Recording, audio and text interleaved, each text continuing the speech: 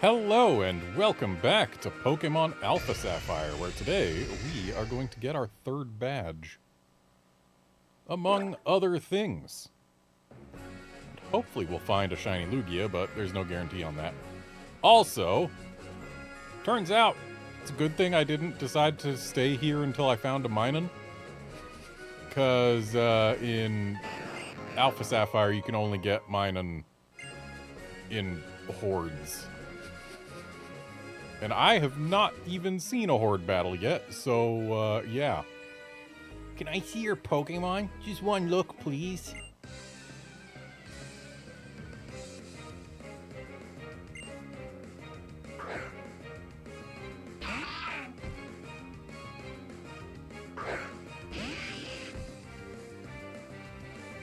Let's go ahead and not leave Marshtomp in front of a grass type.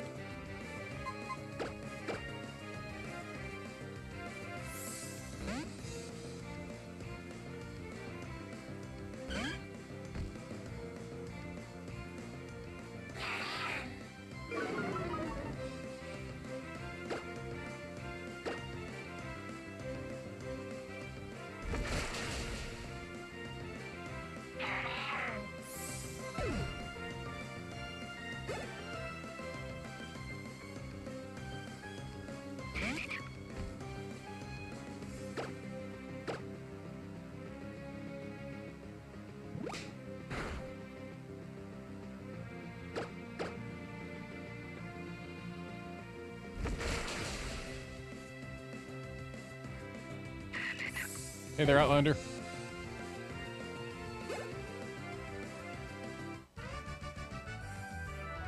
I wanted to complete my collection. By looking at my Pokemon? When I see a Pokemon that I don't know, my passion as a collector is ignited.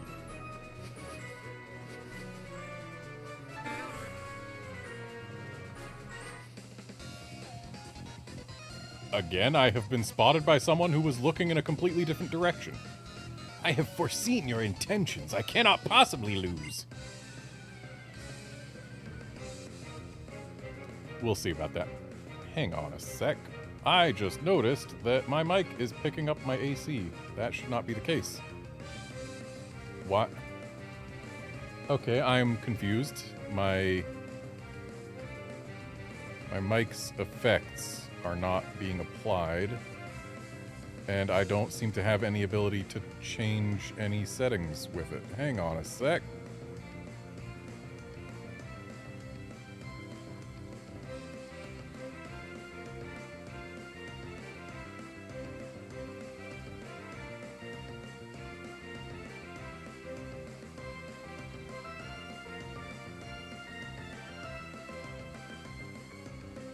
Okay. Now my noise canceling is on. Had to close and reopen my audio mixer program. So, it had more than one issue today. What caused the delay in stream start was that I was getting no audio from my headphones, which are coming through my audio interface. And the solution to that was a good old-fashioned unplug-replug of the interface itself. But apparently doing that made my mixer program not happy with my mic.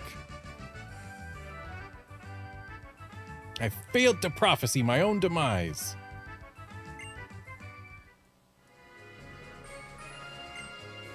I see your future. I see a shining light.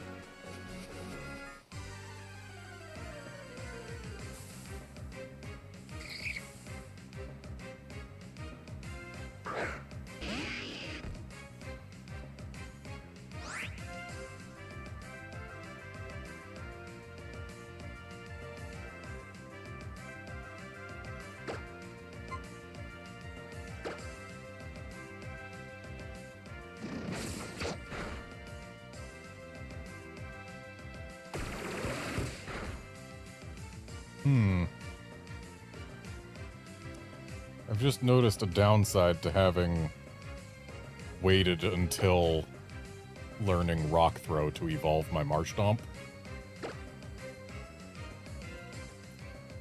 I missed out on Mudshot and Mud Bomb, both of which would have been very useful to have against Watson.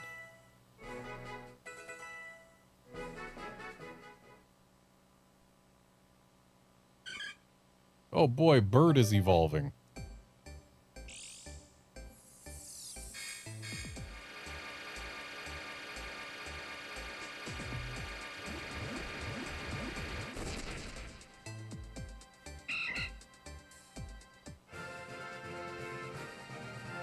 Oh wow, yeah, this was a real mistake waiting to evolve my Mudkip, because this thing learns Rock Slide at 28. I was looking at the freaking X and Y level up moves. That's what I must have been looking at. Yeah! Because if this was X and Y, then I would have gotten Mud Bomb upon evolving at 25, but nope. My mistake.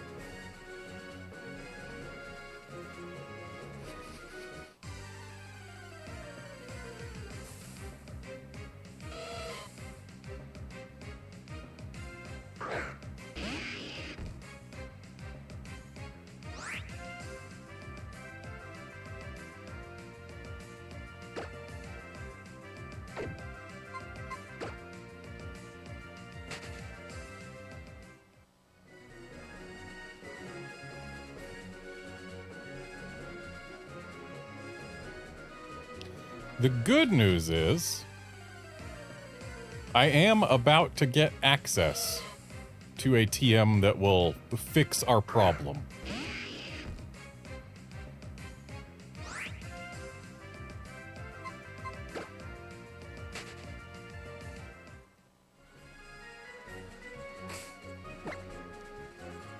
Let's see, there's something I gotta check.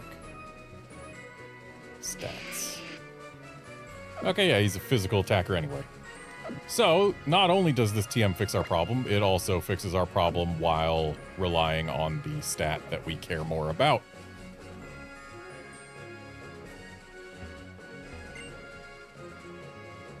The 2 roads, one above, one below. A road each for people and Pokemon. Perhaps that is right and fair. Hey, don't sneak up behind me when I'm fishing.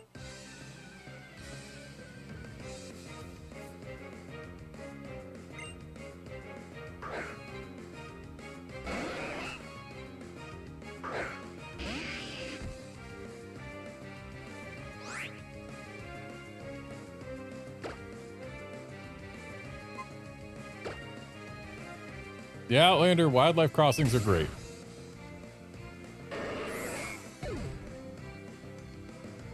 And thank you for helping to secure funding for them.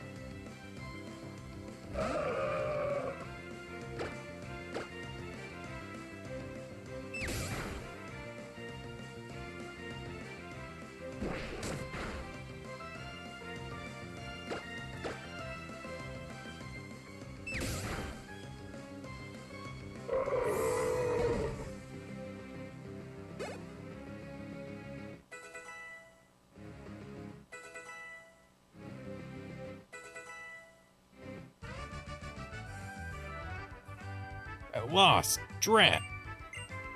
I do believe we get a Curlia now. No, not yet. 20 is Curlia. Fishing is all about concentration. You have to focus on the bobber. Wouldn't it be great to ride a bike at full speed on a cycling road? It'd be pretty alright, yeah.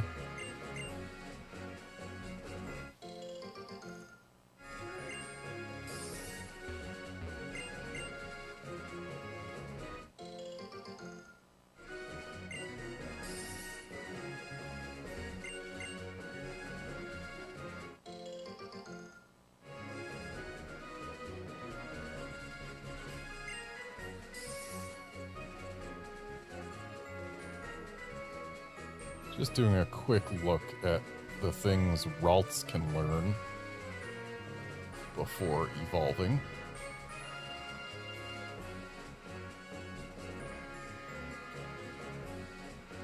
So if we keep it a Ralts, then it'll be basically a dead slot in the party because Ralts is admittedly not great. Oh right, they changed Mauville City in the remakes. Now it's more like Malville City. Wow, so this is Mauville City. Haha, you sure seem to be enjoying it, Wally. So, what would you like to do? Do you want to grab a bite to eat at the Mauville Food Court? Or maybe we should get you a bike of your own at Rydell Cycles. Would you like that? I bet the exercise would be good for your health. No, thank you. I want to challenge the gym right away. What? Let me see. I'm pretty sure the gym is...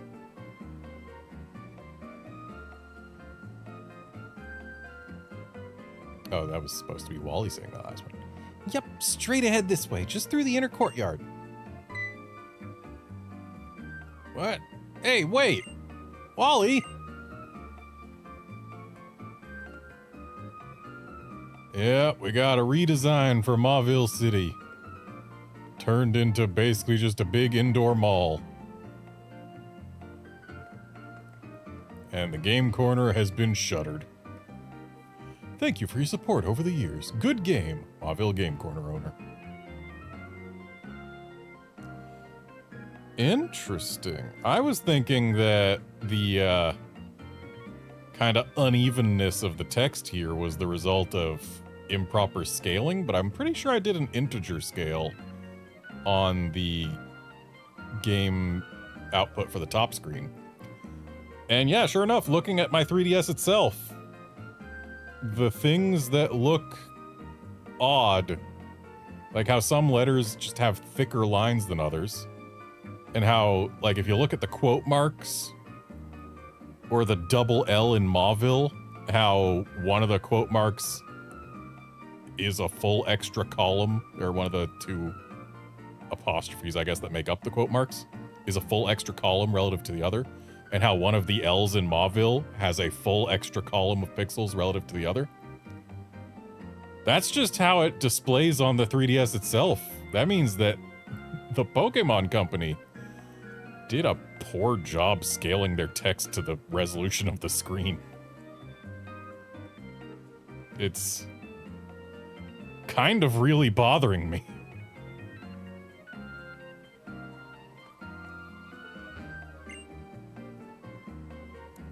I used to run a business here, but I had to close it for reasons you don't need to know. Specifically, the ESRB, and also European laws and stuff. If I had kept the business open, this game would have had to be rated M for mature. Anyway, I still have some prizes left. Do you think you can take care of them?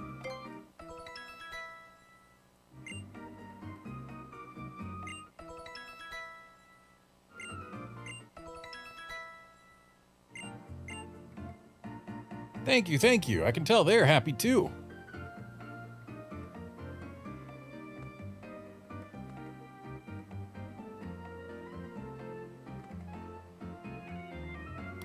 Yeah. Oh. We accidentally found our way here. Uncle, I'm begging you. I want to challenge this gym to see how much stronger I've become. Please, you'll let me, won't you? Now hold on, Wally. It's certainly true that you've grown quite a lot stronger alongside your Pokémon. But don't you think that jumping right into challenging a gym might be pushing it? I'm not pushing it. If it's me and my Ralts, we can beat anyone. Buddy, you're really overestimating what a Ralts is capable of. Ah, Garnet. Ralts and I have gotten a lot stronger since we first met, growing together. I want to prove that to you and my uncle both, Garnet. Please, help me once more, and have a battle with me. You're not gonna like the outcome, kid. Thank you, Garnet. Okay, here we go. We're going to win this, Ralts. We have to. You're not going to win this. You have only a single Ralts. You cannot win. Like, given the moves that my Pokemon have, I don't know that I even have the capacity to lose this. Even if I choose only Mud Slap, I don't think this Ralts can get through even Marshtomp. So I'm going to throw a rock at its face.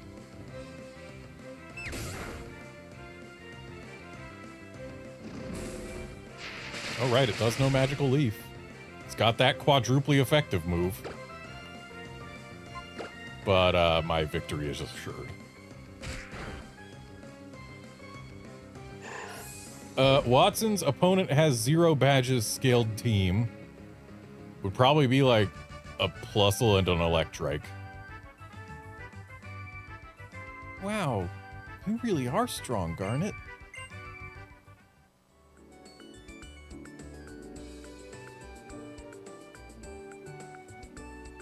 Uncle, I'll go back to Verdanturf.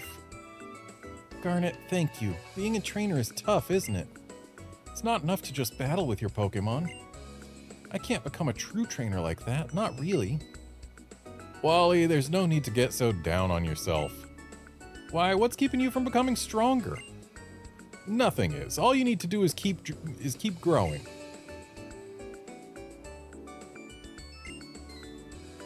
Come on, let's go home. Everyone's waiting for you. Yes, Uncle. Garnet. I'm definitely... I'm going to get stronger. Much, much stronger. I feel like I learned a lot from just one Pokemon battle with you. About my own limits and Ralts's. So, that's why... Garnet, if it's alright, could I call you my... Right? Ah, never mind. Sorry. It was nothing. Please forget about it. Goodbye.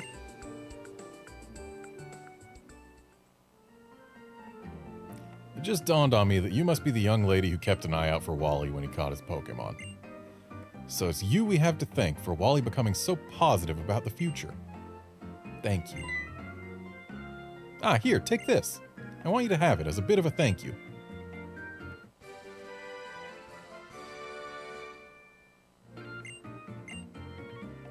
Even if there are obstacles in your path, I think you'll be able to break through them.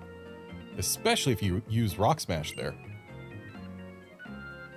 We should head back now, but... if you ever have the time, I'd love it if you'd stop by our home in Verdanturf. I'm sure Wally would enjoy it too. We'll look forward to seeing you.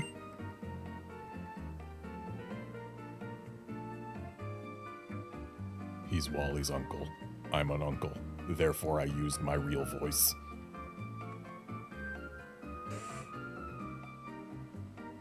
This is not the building that I need.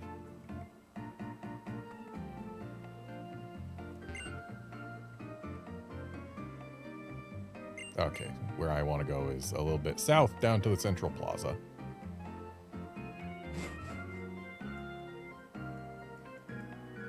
And yeah, while the Mauville change did shorten the egg hatching path in Omega Ruby Alpha Sapphire, they gave us a much better one outside the second daycare in Omega Ruby Alpha Sapphire, so it's all forgiven. Hey you, do you like scary rides? You know, like a roller coaster? Yeah, I do like them, though they're not really scary. Hey, you're cool. Like, you're totally my BFF. As proof, or as a token, you know, I'm giving you my favorite TM. Skydrop is seriously sick. It totally messes with the inner ear.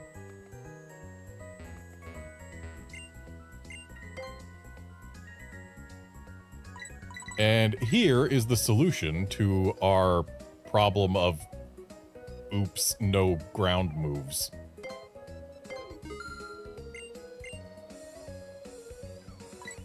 Now we've got Bulldoze, and it is a non-issue. Kinda want to grab Power-Up Punch. And yes, Outlander, apparently she did have one of her Pokemon use Skydrop on her. Which, I mean, it takes all kinds.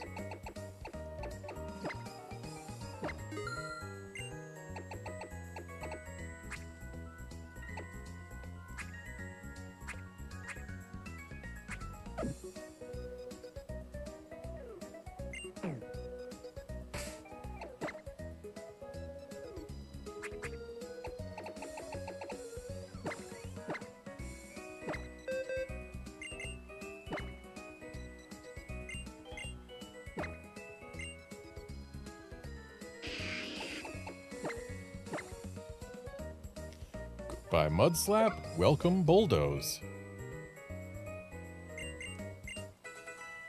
I forget whether Watson's team has been updated in this game to not be completely walled by any ground type whatsoever.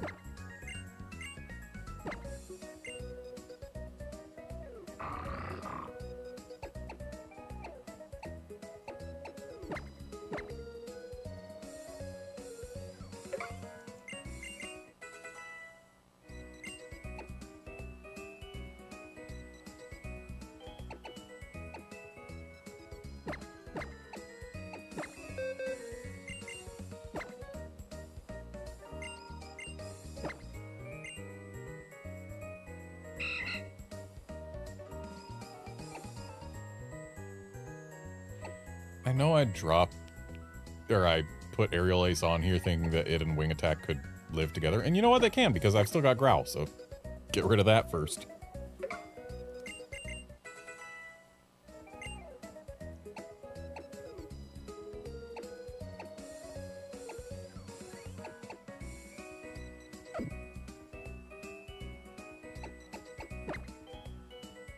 I need to check the strength and accuracy of Rocket Bow. 50-90.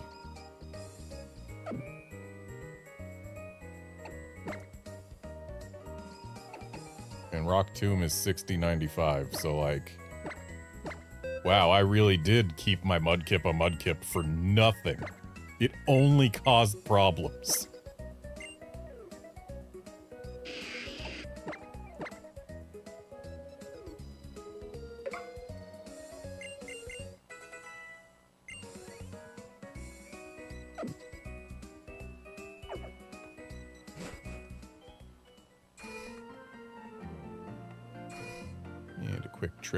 Trip to the Pokemon Center.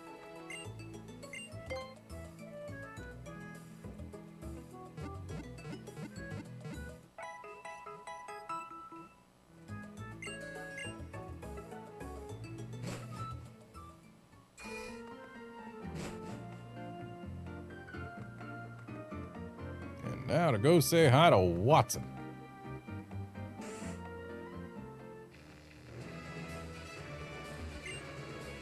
Yo, how's it going, Champ to be Garnet? Watson, the leader of Mauville Gym, uses the electric-type Pokemon. No, Outlander, I overrode Rock Throw with Rock Tomb. If you challenge him with Water-type Pokemon, he'll zap them. Bzzzt. And he's put in Switch-controlled electric devices all over his gym. Eccentric. Hey, go for it.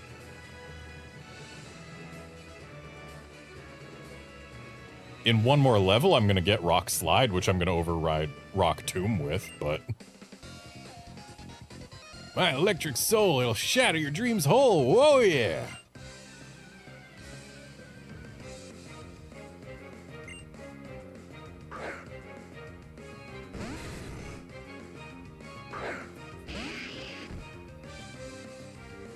Yeah, Rock Slide is an incredible move.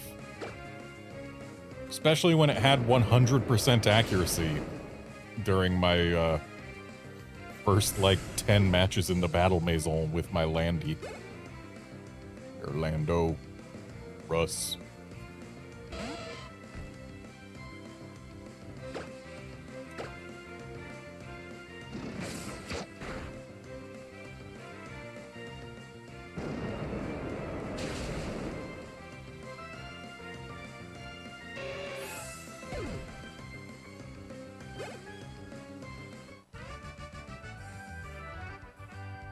That was plugged in, amped up, overdriven electric, man.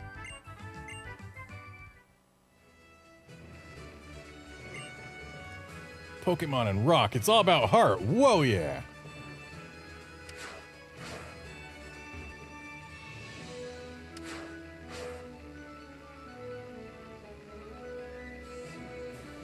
Yeah, the flinch chance does really make up for the low accuracy, because if you hit both Pokemon, which is more likely than not, you're more likely to hit both than to hit only one.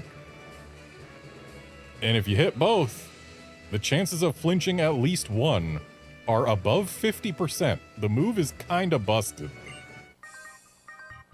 This gym's got puzzles, isn't it fun? They're not really very puzzling. You just press every button.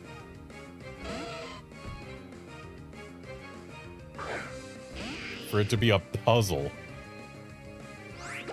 you kind of need to have some buttons either get pressed multiple times or not get pressed. Like, there has to be... You can't just turn all the zeros into ones and say, oh, yep, that's a puzzle. It's no fun to lose. So, something I just noticed that was never going to be even on my radar when this game originally came out. The thumb on his hand that's holding the Pokeball looks weird. Like, I get it. It's just a case of the low resolution making it so that the thumb having a very slight bend to it, like at the knuckle. It's hard to express at such low resolution. That is what's happening. It's just a very slight bend. And yet, because the pixels are so big, it makes it look like the thumb is got an arc to it or something. It's just... If I saw this in a game made in the modern day, I'd be like, dang, is that like an AI thumb? It's no fun to lose.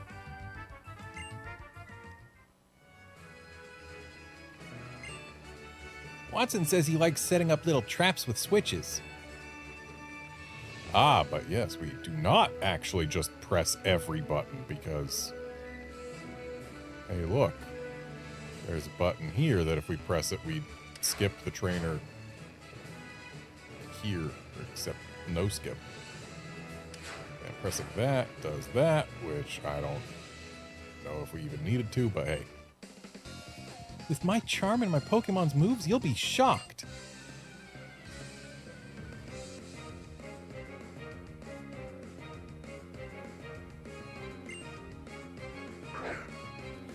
Outlander, there's another reason that AI sucks at hands. And it's that AI has no understanding of actual forms and shapes. Literally, the way the models work is they just... Basically, they put a pixel here, and if we have this pixel here, what is the pixel that is most likely to be next to it? That's pretty much what it does. There's no understanding of the image that it's making. It's just like, okay, if I am making an image of a hand, what pixel is most likely to be next to this pixel? All right, let's put it there.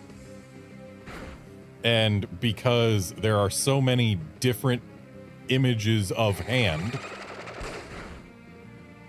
yeah, next to finger is most likely to be additional finger.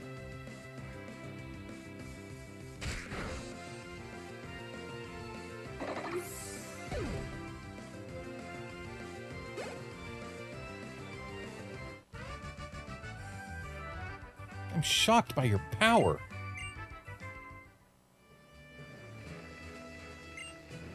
I've heard that Mauville was founded by Watson. He was a trainer long before we became trainers.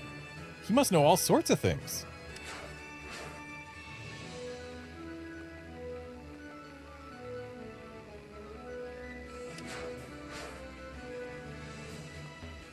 I've locked myself out.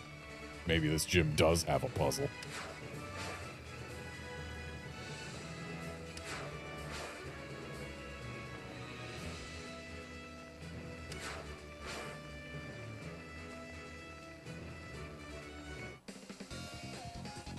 I trained under Watson. There ain't no way I'd lose easily.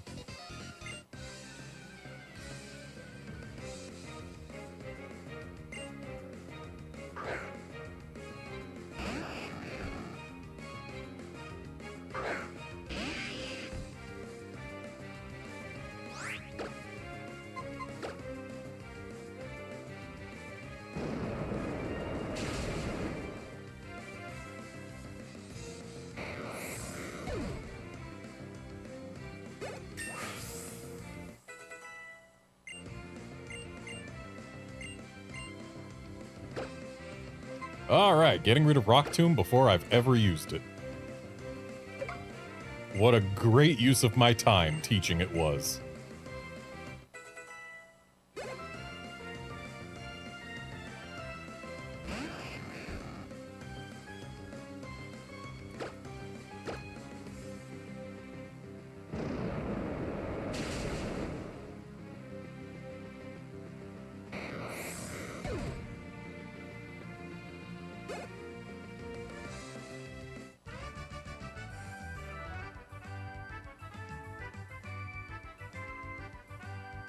Unplugged and turned off.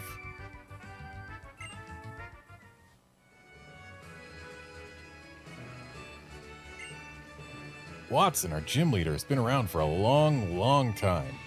He was battling even before your daddy was born, that tough coot. You know who my dad is?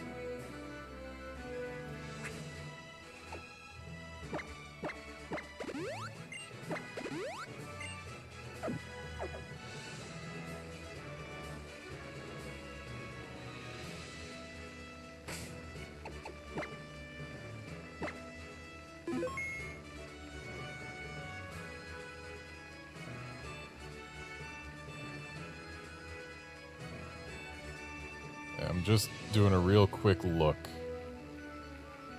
at what Ralts and Curlia learn, so I can see whether or not to evolve Ralts immediately, because that's coming up.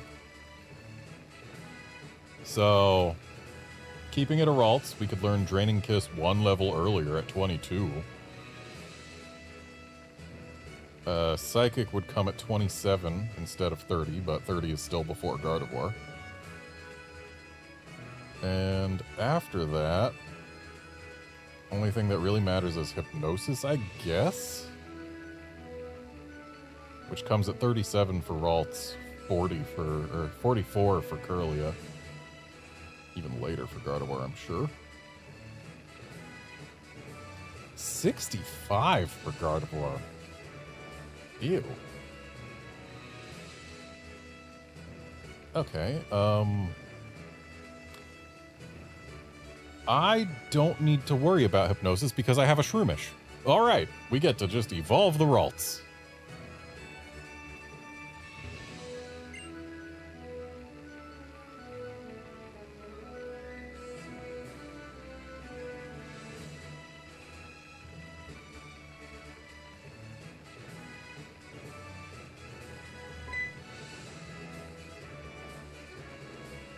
Oh, now what are you doing here?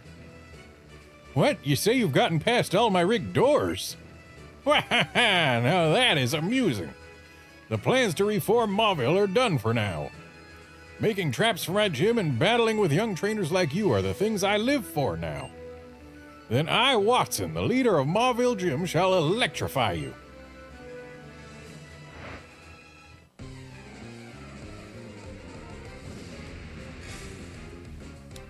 Was I looking at X and Y learn set? Ah, yes, for Hypnosis, yeah. 49. Specifically for Gardevoir, I was looking at X and Y. I can say with certainty that, yeah, my Ralts and Curlia tabs were on ORS.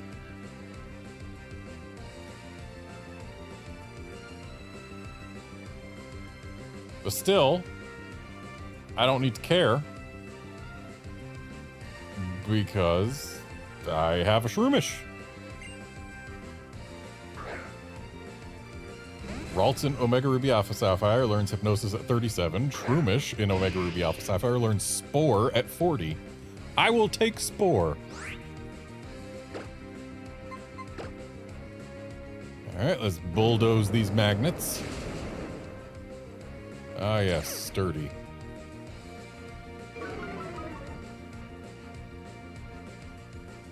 Oh, hey, he can touch ground types in this game. Not well, but he can do it. Oh, right, super potions exist. And sturdy has been re-enabled, so this use of water gun is still justified. Oh, nice crit. Welcome back, sturdy.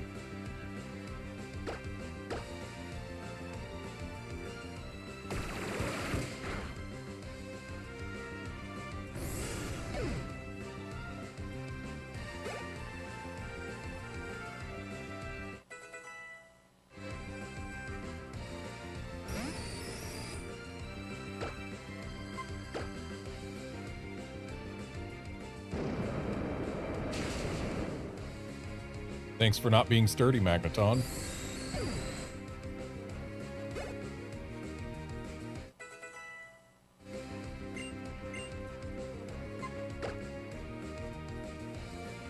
Why would a Pokemon that learns Spore ever want to use Worry Seed? And no, Outlander, I don't have an open slot for Shedinja, but I've also still got 4 more levels before it matters.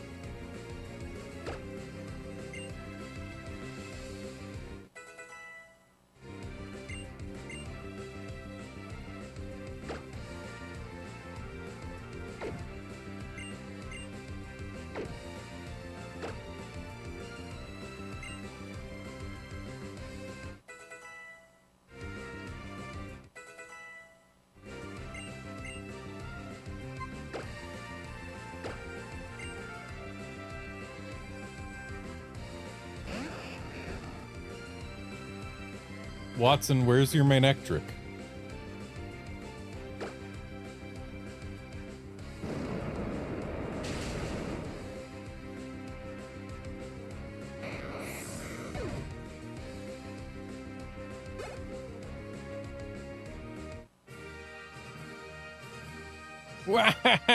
Fine, I lost.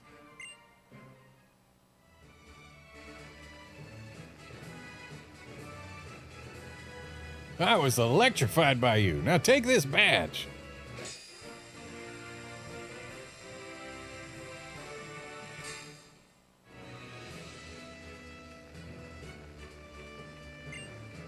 With the Dynamo badge, Pokemon can use the HM Rock Smash outside of battle.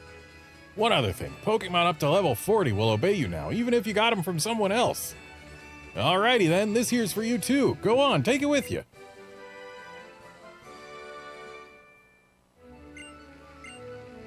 Volt Switch is a move where your Pokemon attacks the opponent and then rushes back to switch places with a party Pokemon in waiting.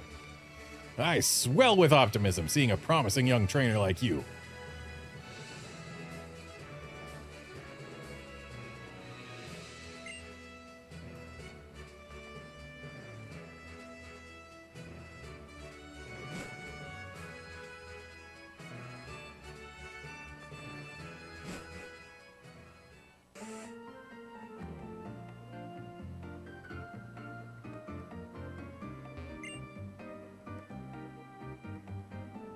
Okay, bike shop is over to the right.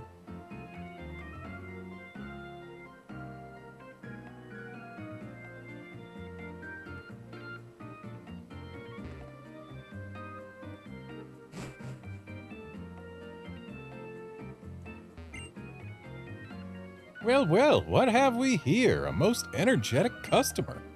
Me? You may call me Rydell. I'm the owner of this cycle shop.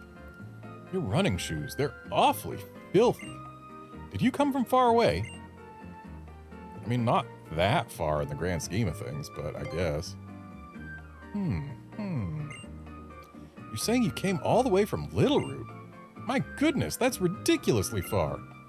If you had one of my bikes, you could go anywhere easily while feeling the gentle caress of the wind. I'll tell you what, I'll give you a bike. Oh, wait a second. I forgot to tell you that there are 2 kinds of bikes. They are the Mach Bike and the Acro Bike. Mock bikes are for cyclists who want to feel the wild, blowing wind as they ride. Acro bikes are for those who prefer a technical ride. I'm a real sweetheart, so you can have whichever one you like. Which one will you choose? I'll choose the mock bike, because the mock bike is the better bike.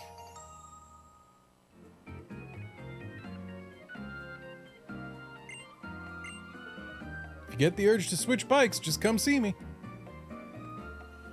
I want both at once. That's what I really want. I'm learning about bikes while I work here. If you need advice on how to ride your bike, there are a couple of handbooks in the back.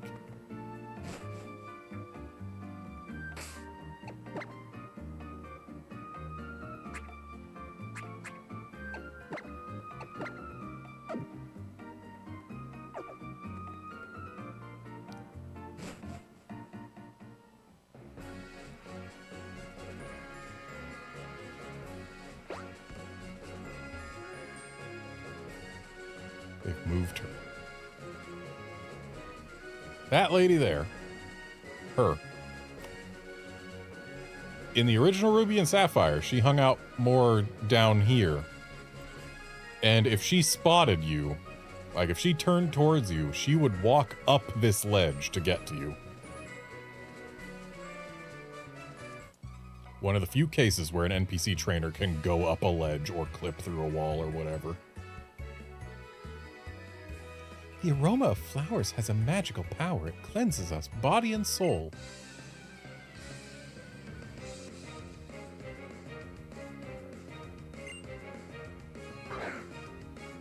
To be fair, she wasn't the most egregious example in the original Gen 3. There was a child in the SS Anne in Fire Red and Leaf Green who literally would walk through a wall if he saw you. Like an actual wall, not just a ledge, a wall.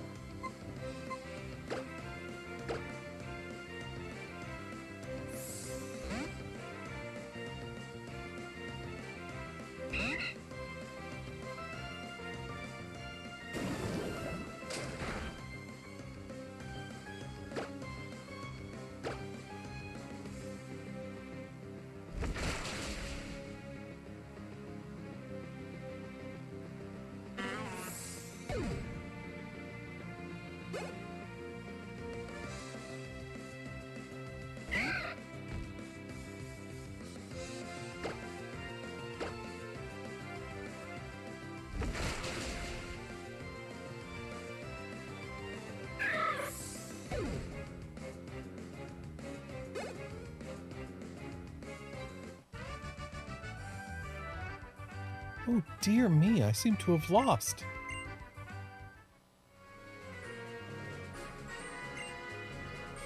Flowers, Pokemon, I love whatever smells nice. Stinky things, I'll pass.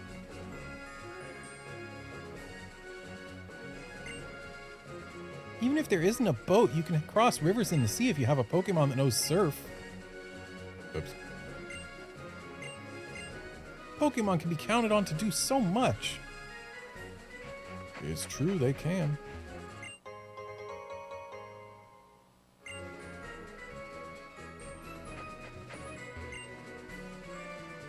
Pokemon that swim with elegance in the vast ocean are nice.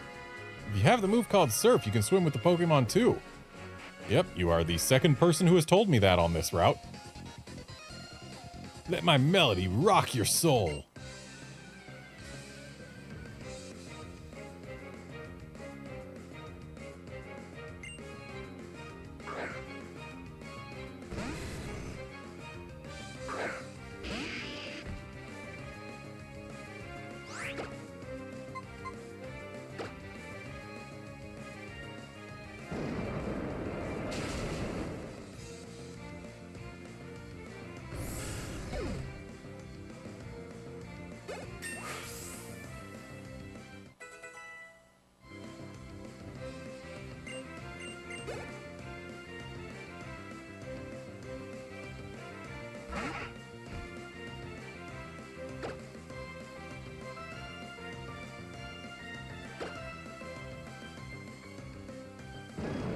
It's always fun when you find a Pokemon character who shares a name with one of your friends.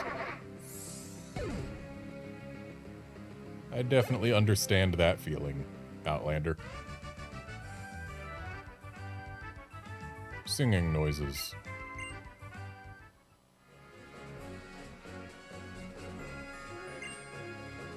An electric guitar doesn't always have to just be noisy.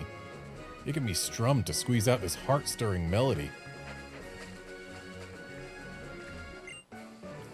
For fishermen, equipment is the key. But for trainers, the key ingredients are Pokemon and heart, of course.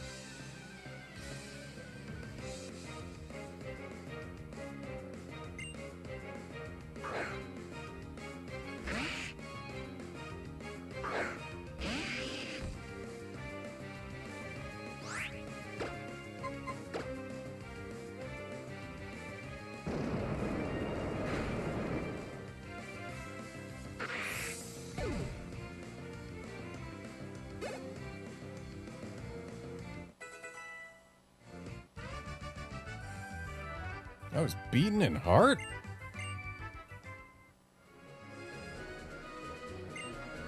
Come to think of it, fishing is a battle between a fisherman and a Pokemon.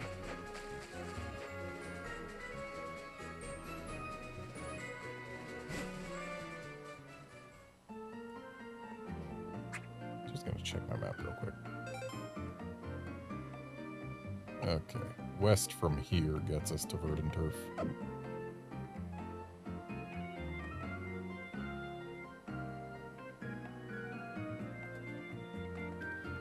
I don't even remember what's upstairs in Mauville City.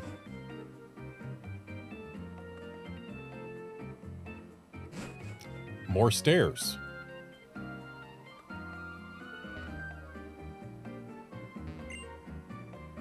Hey, Squirt, you like Pokemon? Yeah. You really like them? I guess. Would you even say you love them? If they're named Metagross. You'd really say you love them? Again, if they're named Metagross. Then I'll give you this. Here, take it. See, I like Pokemon. Okay. What an odd interaction.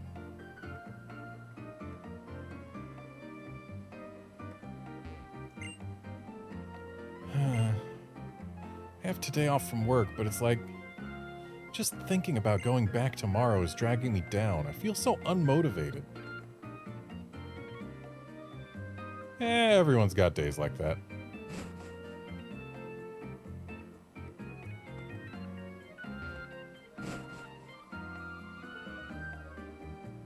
I'm sure there's more stuff to be had if I talk to more people, but I don't really care.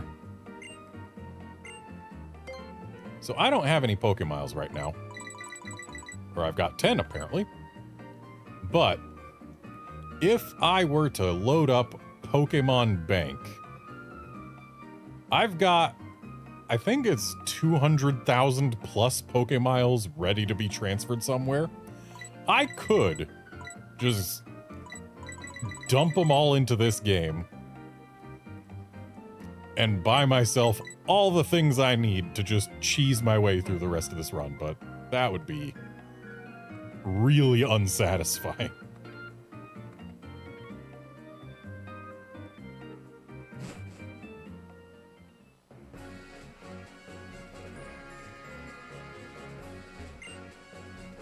I left my Pokemon at the Pokemon daycare. When I got it back, it had learned a new move that I never taught it. I was completely floored.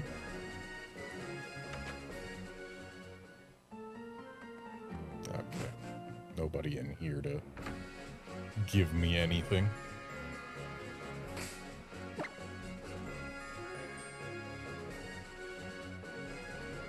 Marshtomp Shroomish still seems like a solid lead.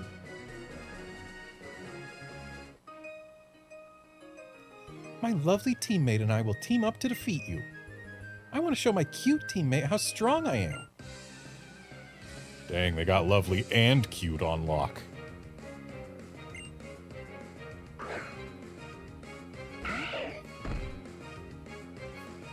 So in the Japanese, they're not teammates. They are senpai and kohai, so one of them is a senior student and one is a junior student. But because we in English don't really have a concise way to say that, they have become teammates.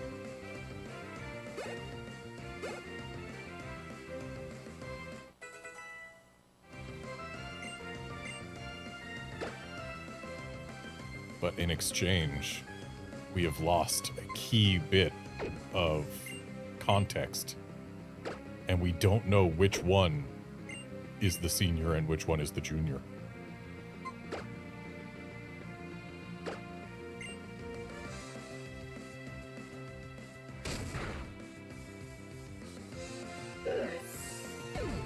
Yeah, the thing is, going senior and junior students,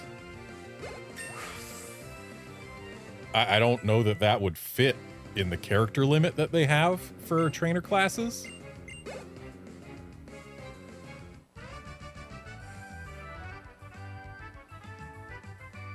Hey, I'm in front of my teammate here. Would you let me win? Oh no, sorry, Anna.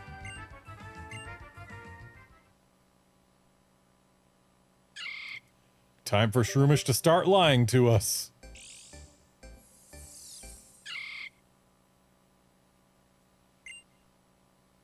And it will continue lying to us until level 40. I'm holding my teammate back. If that weren't the case, we would have won. So I'm guessing this one's the junior. Your Pokemon create quite a combination. You might be almost as great as us. Ah yes, the person who defeated you is almost as good as you. That makes sense.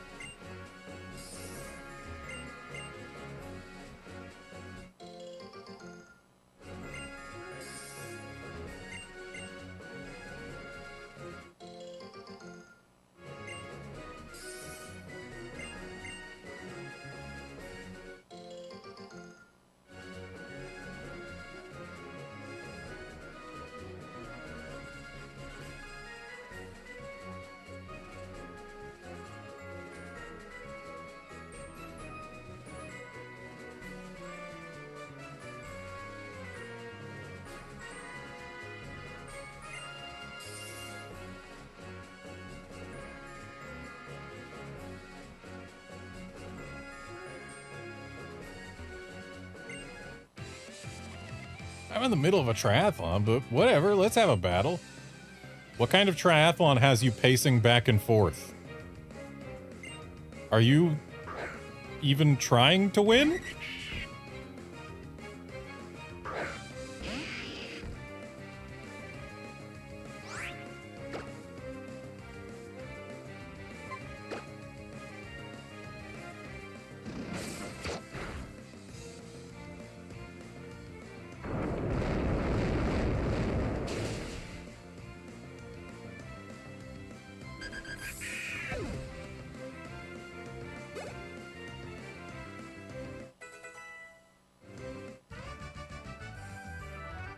Ran out of energy. Well, maybe you wouldn't have if you weren't pacing back and forth instead of actually doing your triathlon. May have blown it. Might have dropped to last during that battle. Oh no, I think you dropped to last well before the battle, sir. You were just pacing back and forth like this. That's not how you win a triathlon. And, I hate to break it to you, I don't see any other triathletes anywhere nearby. Is that a Surskit? Or no. Yes? Maybe? Oh yeah, Surskit is on this route in this game. Well, I do need a second one so that I can get a Masquerain.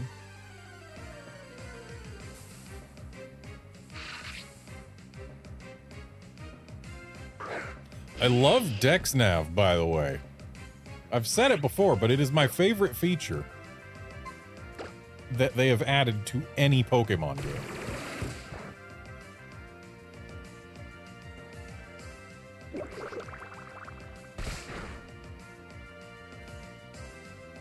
Because, like,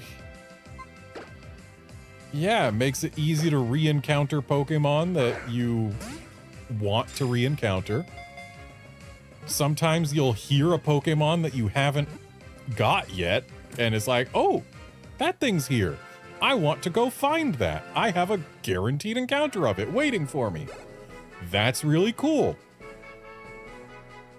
And with the ability to get Pokemon that have egg moves or hidden abilities and other such things, like, I love Dex Nav. It's great.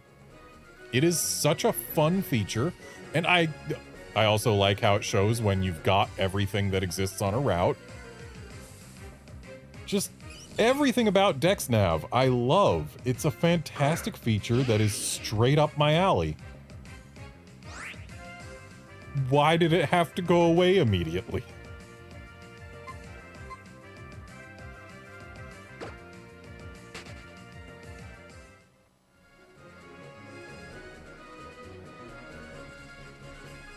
Also, Surge gets a 1% encounter here, so the fact that I got one just from a Dex Nav shaking spot, it's pretty neat. Just rare Pokemon waiting for me to grab it. I'll make sure you've been raising your Pokemon right.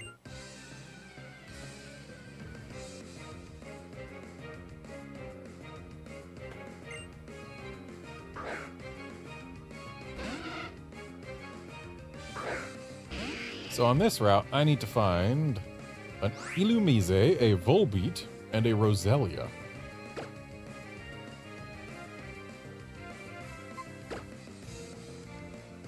An argument could be made for me to grab 2 Merrills and then breed them for an Azurill, but I would need to get incense for that.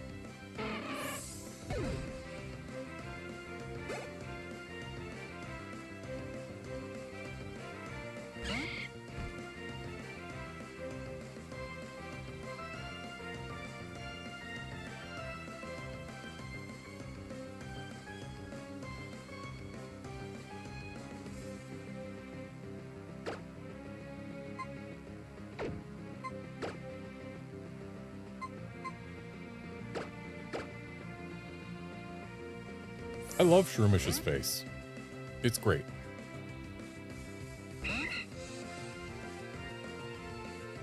No notes. Just... there are very few perfect Pokemon faces in the world, and that's one of them.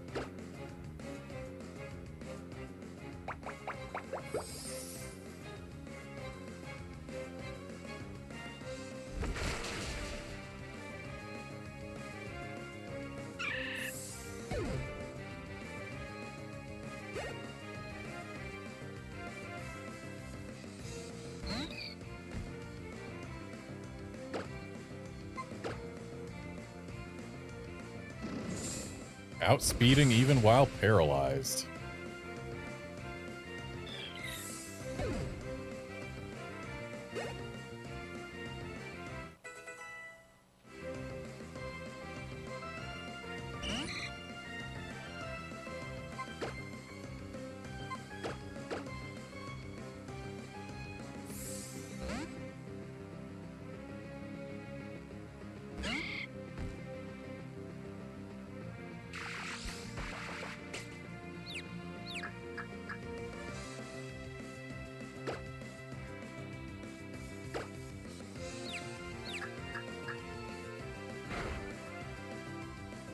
It's okay, Shroomish. I know you'll do better next time.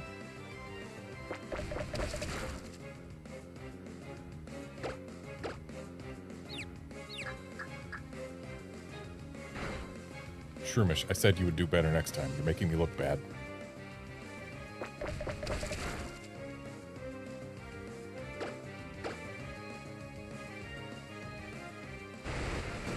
Oh, we're speed tying.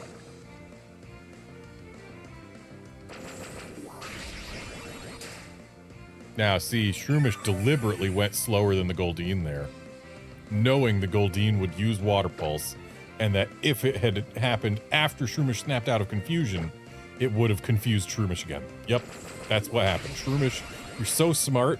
Why are you so good at this?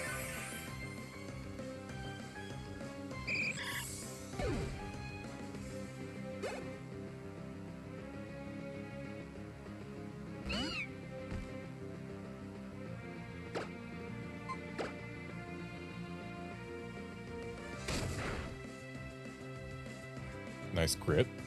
Nice flinch. See, Shroomish? Excellent. Great Pokemon.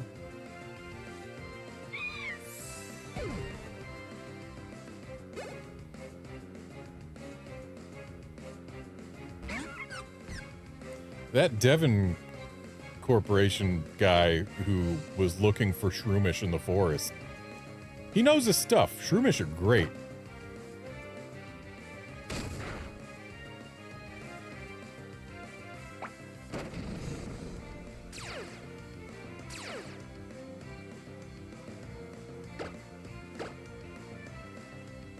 And I literally only just learned that this is a Poison Heal Shroomish and not an Effect Spore Shroomish.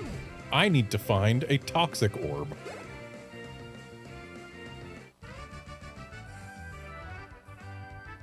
Yes, you're raising your Pokemon, right?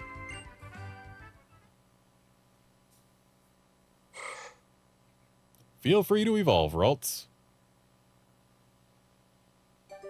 Though actually, don't feel free to evolve. Because if this is like X and Y, you'll get more XP if I keep you unevolved. So I'll evolve you into Curlia at level 29. And then into Gardevoir at 30.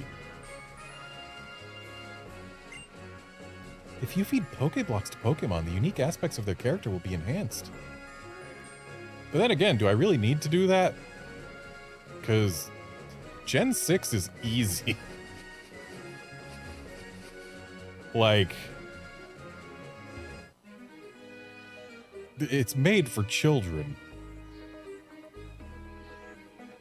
Once a bug catcher and now a bug maniac. But my love for Pokemon remains unchanged.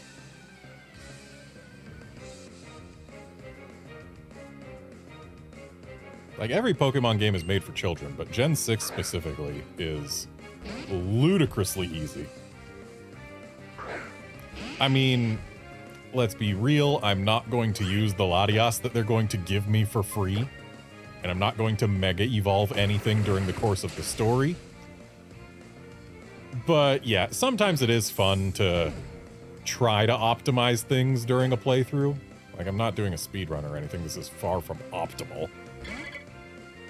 But it can be very fun to try and squeeze extra potency out of my Pokemon. So I guess it's fine. I'm having fun, that's what matters. Evolve the Ralts or no, I don't think there's going to be any battles in this game that seriously challenge me. Cool, we've missed Rock Slide twice in a row. Love hitting that 1 in 400 chance.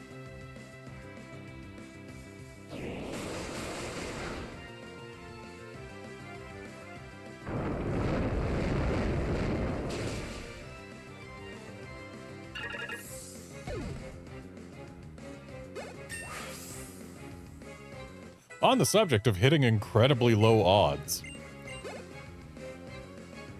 yesterday I was doing one of the battles against bots in Pokemon TCG Pocket because of the new Zoroark drop event thing. And there was one battle that I had on lockdown, almost. But I found the one path to losing it. That path, missing exactly 11 coin flips in a row. A 1 in 2048 chance was the only way I could have lost that battle. And I made it. I lost the battle. My ineptitude also remains unchanged. So literally,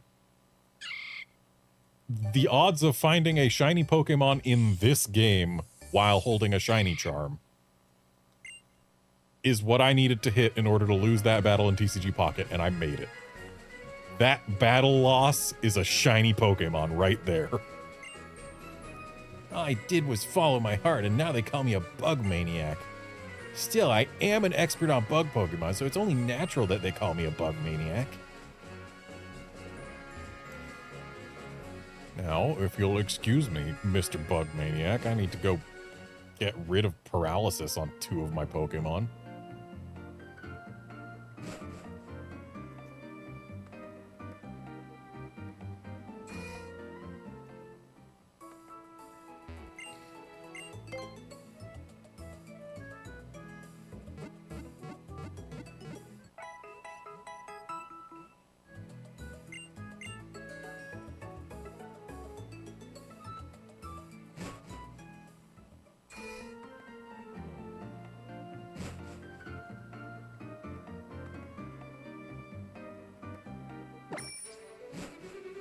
I feel when you remember you have a bike.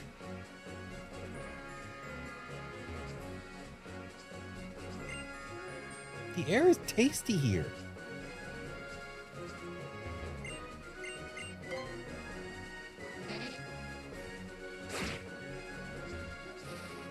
I've said it before and I'll say it again. Like, I'm pretty sure I said it when I was going through Emerald on stream. The air is tasty here is a very common idiom in Japan. But outside Japan, we're more likely to say things like, the air is crisp or refreshing. Not so much tasty.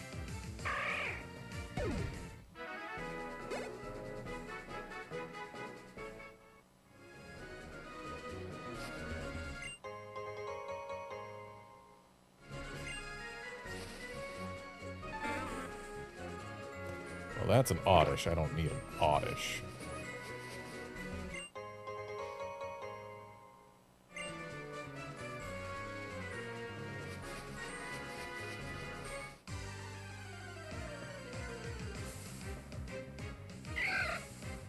I do need a Roselia. 2, in fact.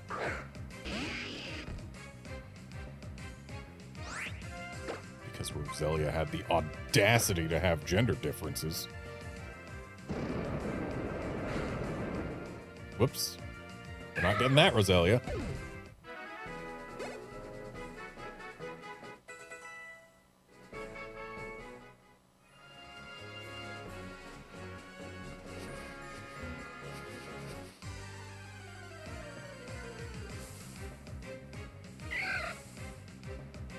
Oh, good. Another female Roselia right off the bat. I don't have to feel so bad about KOing the last one. Let's water gun it.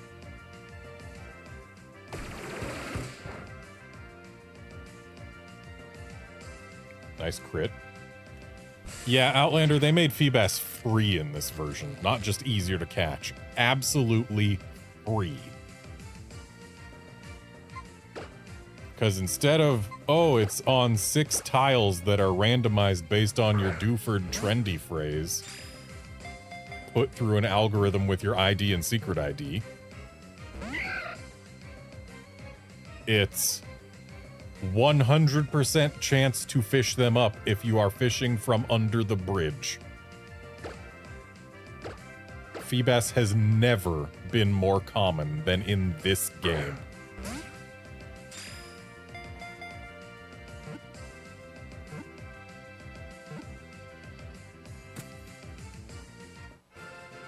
I forget, does chain fishing get you shinies in this game as well as X and Y, or is that only an X and Y thing? Because if you can chain fish for shinies in this game, well then, shiny Feebas is never going to be easier. On extremely rare occasions, a Roselia is said to appear with its flowers in unusual colors. The thorns on this Pokemon's head contain a vicious poison. Roselia, the thorn Pokemon.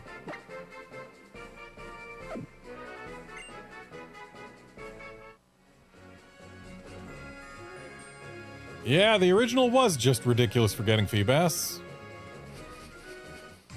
And Diamond and Pearl weren't much better.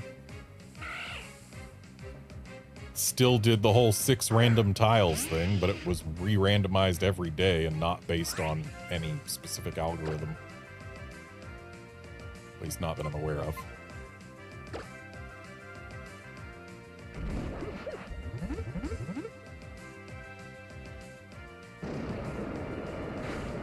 but it was also in a much smaller pool.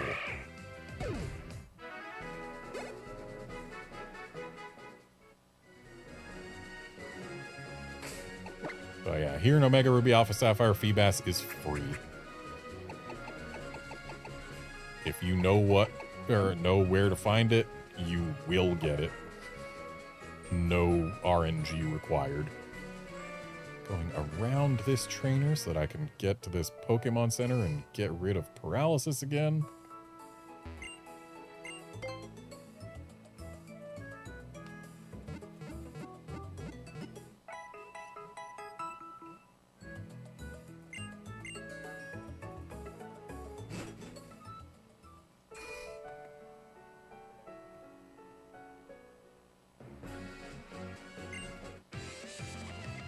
Hey, could I get you to battle the Pokemon I'm raising?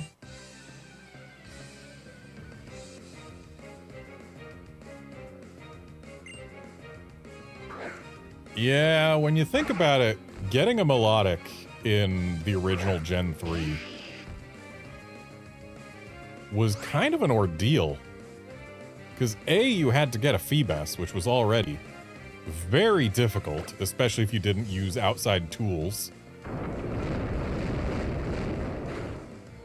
I remember using a GameShark code that would show my secret ID instead of my trainer ID, so that I could then plug those into a calculator online to find my Feebas tiles.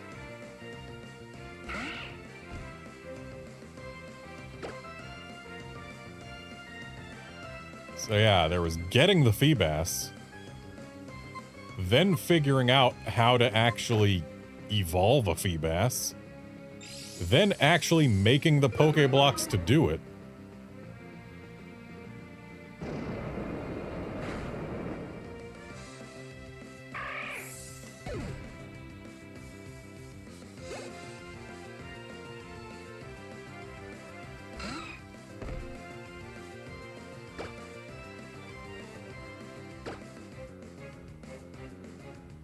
I wish I could have an Aaron right now, but I can't.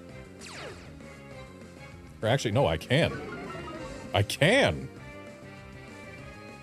Now that I have a bicycle.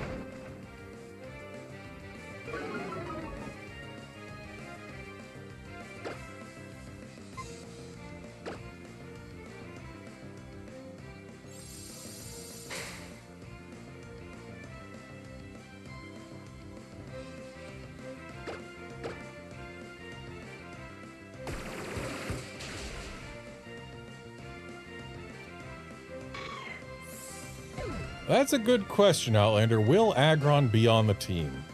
I really like Aggron. I don't know if it has a place.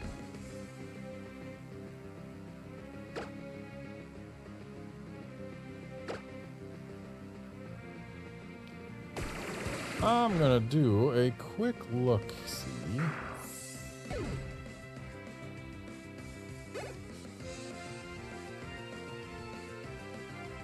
Aaron, there you are, Aaron. If I were to grab an Aaron,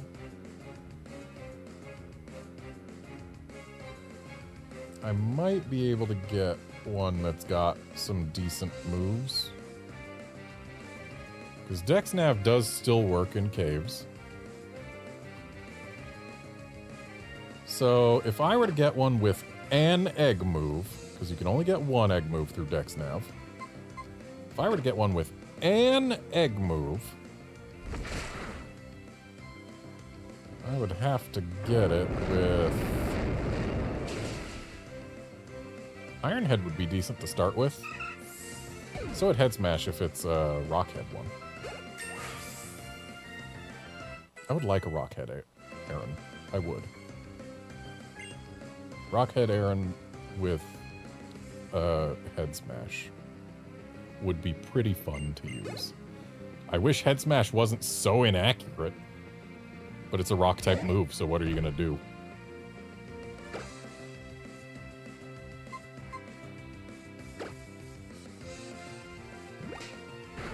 But Aggron is one of my favorite Pokemon. It would be nice to have it on the team. Shame it's not really good against much in this game. Some of the key trainers late in the game are super effective against it. You've raised yours superbly.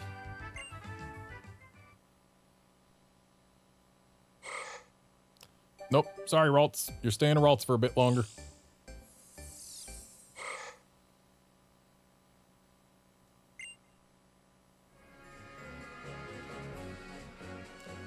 Yeah, if I can find a sturdy Aaron with Iron Head or wait, does Aaron's line learn Head Smash?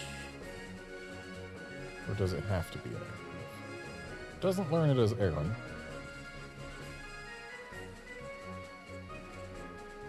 Nor does it learn it as Aggron. Okay, so Head Smash has to be an egg move. So either Sturdy with Iron Head or Rock Head with Head Smash. If I can find one of those without spending too much time on it, then an Aggron will join the team. Training Pokemon isn't all about power. Improving a unique aspect of their character is another way of enjoying Pokemon. What do you think? Aren't these flowers pretty? I planted them all.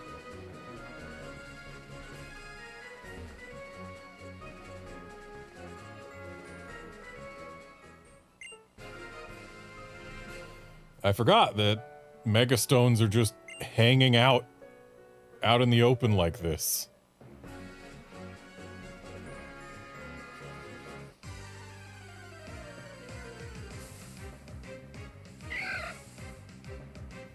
This looks like another female Roselia, which means I do not need it.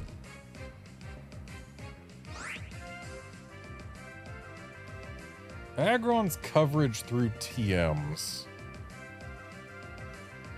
Yeah, it's got a lot of types that it can get covered. Not so many that it can cover with physical attacks. And we are after the physical and special split here.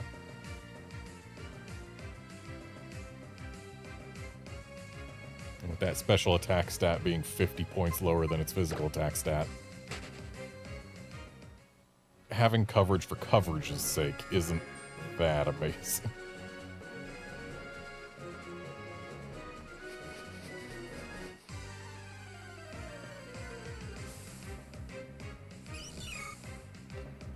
If this is a female Meryl, I will take it because it will let me get an Azurill. I will take it because it will let me get an Azurill.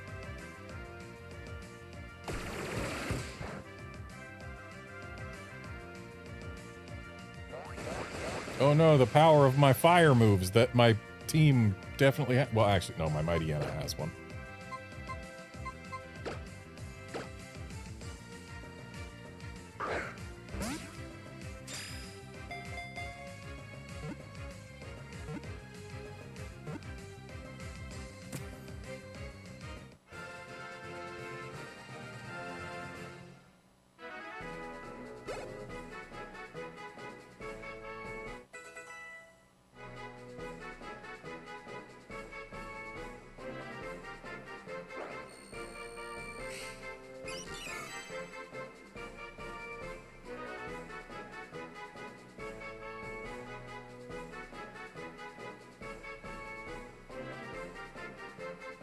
Meryl, the Aquamouse Pokemon. When fishing for food at the edge of a fast-running stream, Meryl wraps its tail around the trunk of a tree. This Pokemon's tail is flexible and configured to stretch.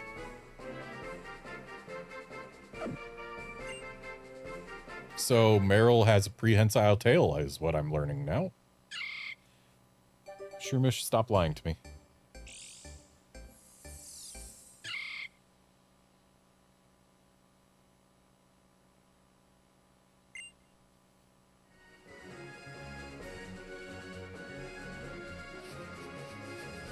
So we need a male Roselia, Volbeat, and Illumise.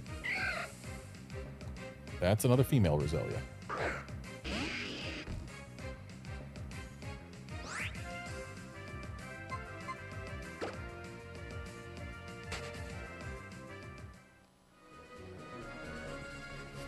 Still bothers me that it's pronounced Illumise officially and not Illumise. Ooh, hey, we found Volbeat first. That is lucky. Because Volbeat is a 4% no, never mind, I was looking at the Omega Ruby. Volbeat is a 20% encounter rate. This is not lucky at all. This is expected.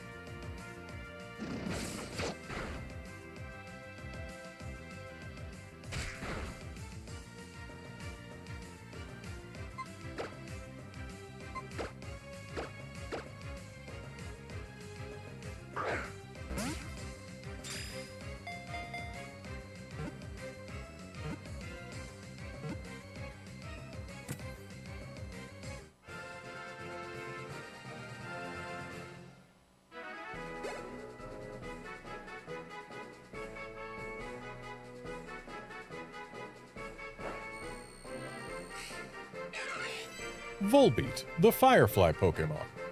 Volbeat's tail glows like a light bulb. With other Volbeat, it uses its tail to draw geometric shapes in the night sky. This Pokémon loves the sweet aroma given off by Illumise.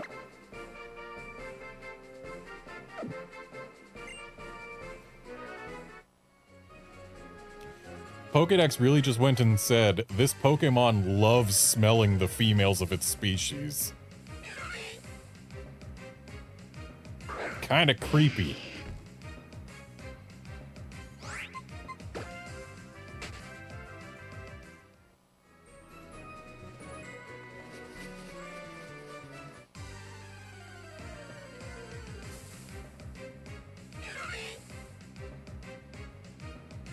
We went so long without finding any Volbeats, and now they're the only thing that's here.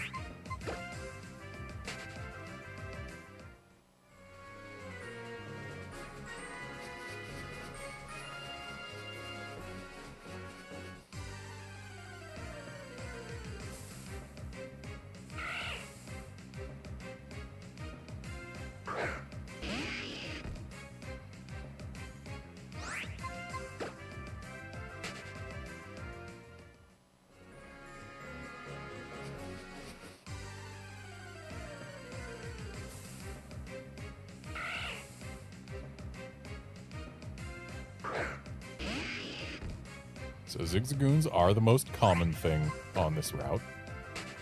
It's no surprise seeing multiples of them.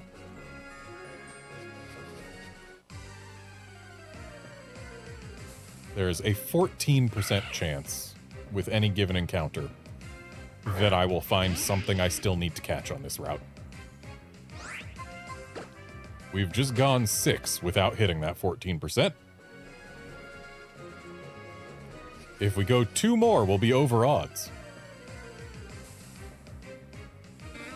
Like over the printed odds. Not just over the odds of having a 50% chance of getting something we need. We're already past that.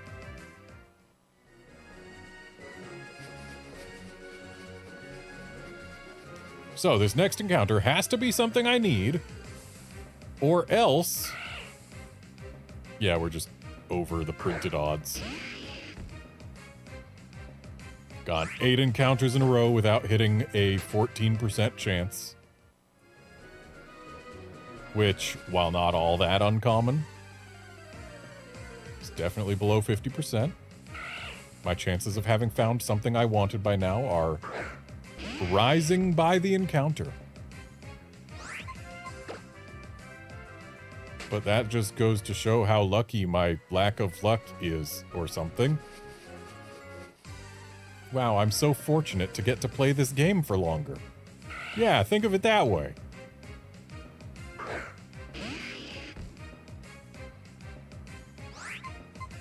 I do generally really like the aesthetic of Omega Ruby Alpha Sapphire. Though admittedly, I think there are aspects of the 3D models that aren't doing the Pokemon favors in battle here. I don't know that the black outline is helping them much. And yet, it's weird, because, like, you look at Let's Go Pikachu and Eevee, and then you look at Sword and Shield next to each other, The black outlines on Pokemon in Sword and Shield really make them pop relative to Pikachu and Eevee, despite being the same models. So, like, the black outline can be a good thing if it's done right and if the resolution is high enough to make it not look quite so pixelated.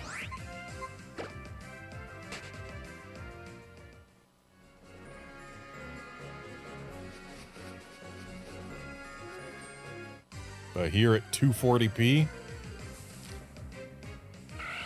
yeah, the black outline isn't really helping too much.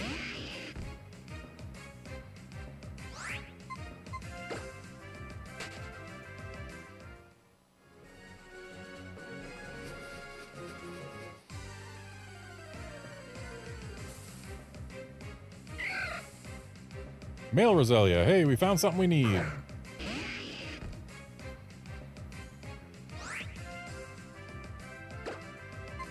Give it a nice little water gunning.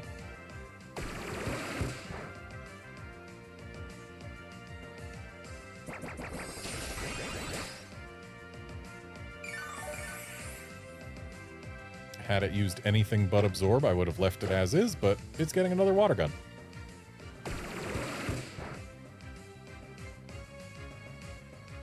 Got a higher roll that guy.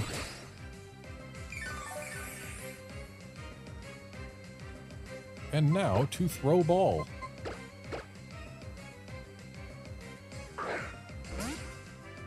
So there is a 4% encounter rate for Illumise on this route. It's not great, but it is available. I don't have to get it through a horde encounter like I would for Minun, which is good because I don't believe I have a way to trigger a horde encounter right now.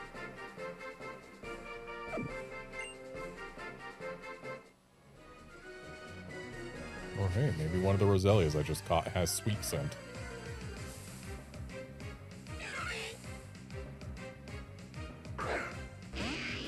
But I'm not about to rip one out and figure out whether that's the case.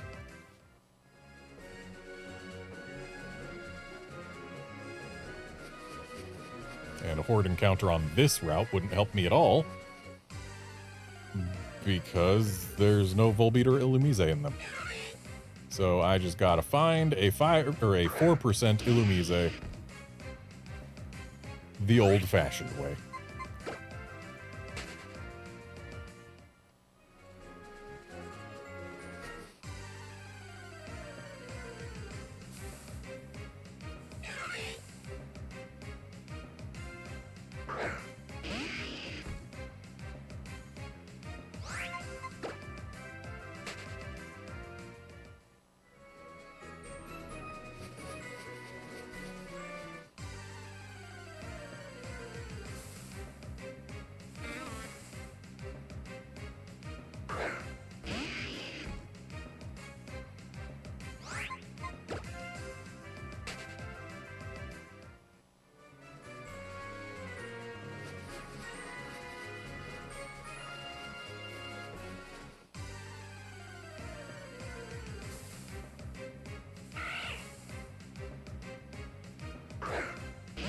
So this is what, 4 encounters since that Roselia we got?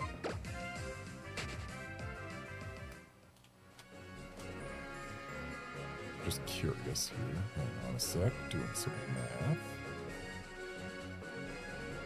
Of course I can queue up an encounter while I'm doing it.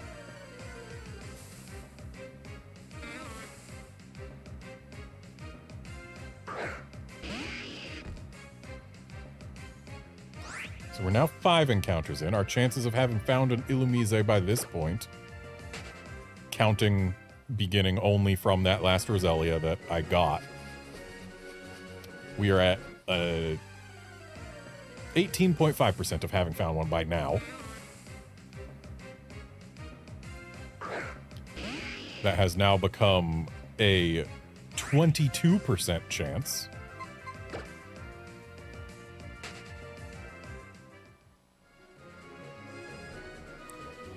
By our next encounter, it'll be 25% chance. So 1 in 4 chance that I will have found an Illumise by now. But we still haven't hit it.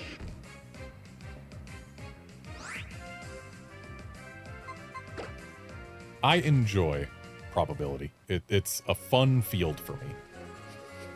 I like to know the numbers. So by this point, we are now at 28%.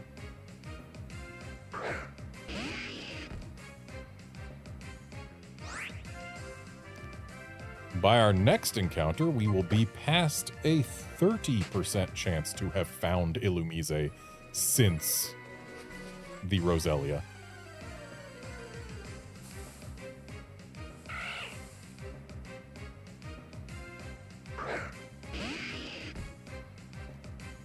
And by our next encounter, we will have surpassed a 1 in 3 chance of having found it. Will I hit the 1 in 3? Taken in aggregate. Nope.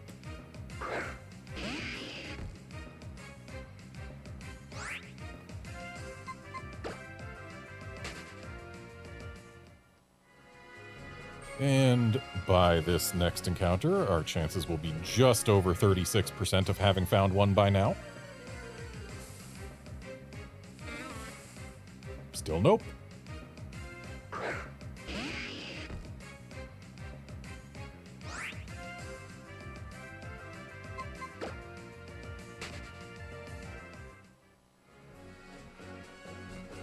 And now we're at nearly 39%.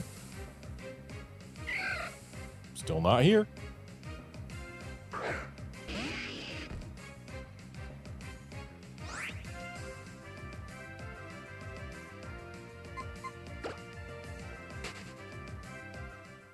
But will we hit the 41.2% chance of having found one by this encounter? Nope.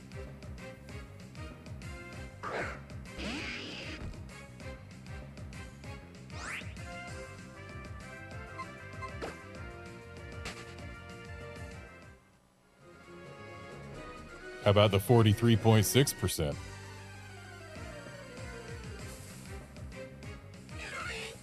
Nope.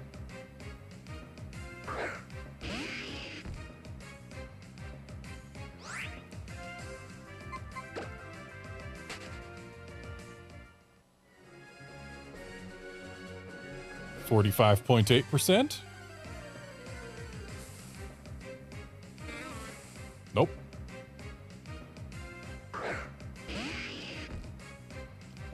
Yeah, the way I'm counting the odds here, half of all hunts will go over the point where you have the 50% odds, because that's just how probability works. Half of all attempts will land under 50%, and half of all attempts will land over 50%. But we're not there yet. That said, if my next encounter is not an Illumise, then we will be in the unlucky half of all attempts.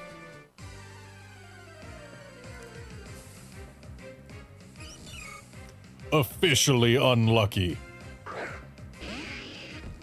Technically, I'm already well into the unluckies because I've had many more encounters than just the ones since the Roselia that I caught. But if we start the counting specifically from that Roselia,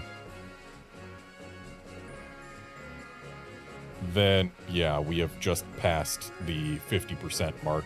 My chances of having found an Illumise by now are greater than 50%, counting specifically from the Roselia that I caught. And my chances of having found one by this particular encounter have grown to 52.1%.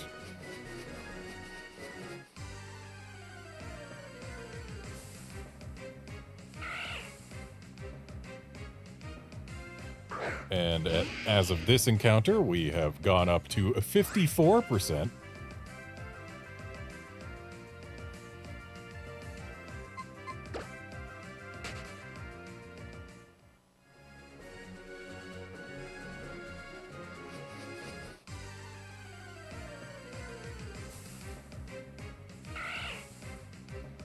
56%.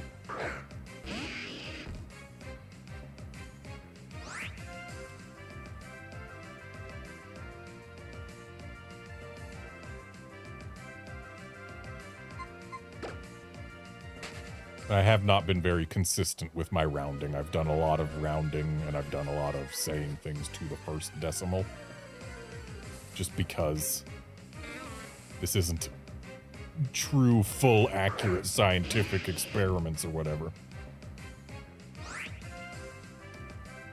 But anyway, if we don't find an Illumise in the next encounter, then we will have reached 59.3% odds that we will have failed to hit.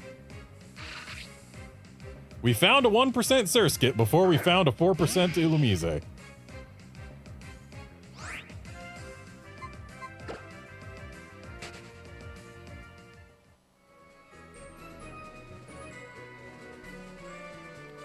So our odds of having found an Illumise by this next encounter are 61%.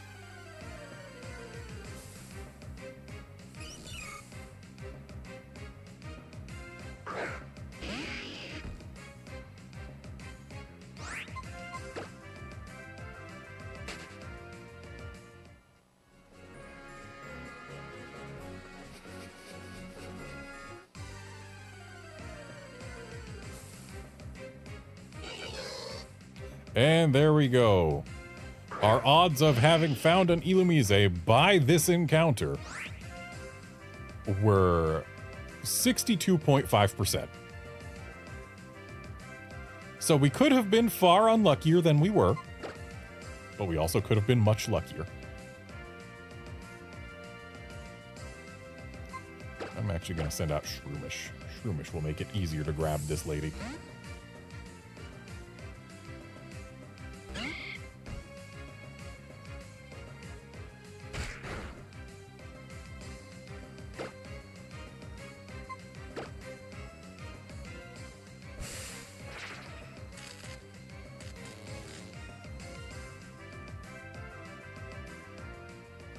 Oh, hey, she has sweet scent. That means we could use her to go get a Minun.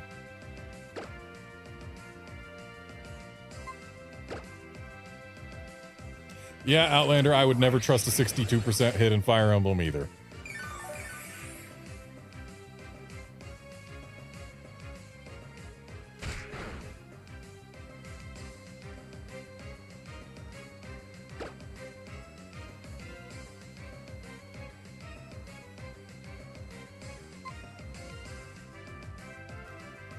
Do I go for a headbutt? Probably not. Let's just throw balls. Our chances of catching her are decent enough.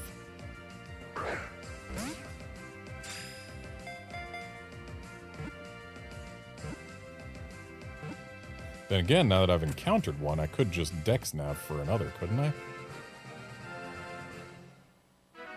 I love Dex Nav.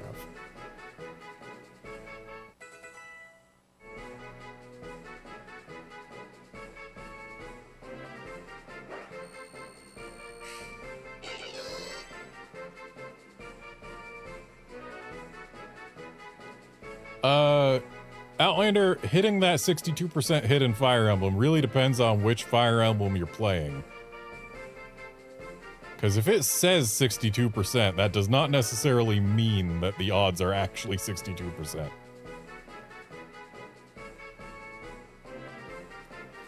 Illumise, the Firefly Pokemon. Illumise leads a flight of illuminated Volbeat to draw signs in the night sky. This Pokemon is said to earn greater respect from its peers by composing more complex designs in the sky.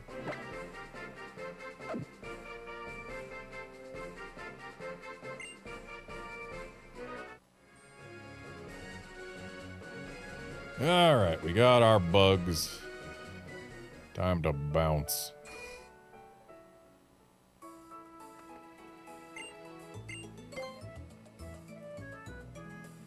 Shame I don't have access to Fly yet. But then again, Fly comes pretty late. In fact, I believe we learned to soar before we learned to fly.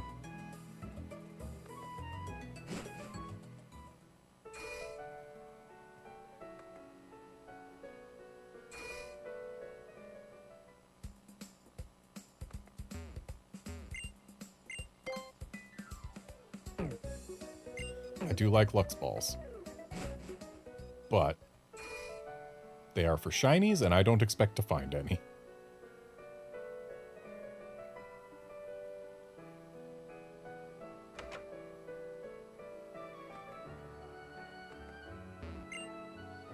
Oh, so you did come visit. If you're looking for Wally, though, I'm afraid he's gone. After he lost to you in Mauville, he said he had to train more, and we haven't seen him since. It must be his Pokemon that have lit such a fire in that boy and given him so much hope to live for. My daughter's boyfriend is a very driven and passionate sort of person. He's been digging a tunnel non-stop just so he can see my daughter. My daughter's a little concerned, but she goes out to the tunnel a lot. Or so she goes out to the tunnel a lot.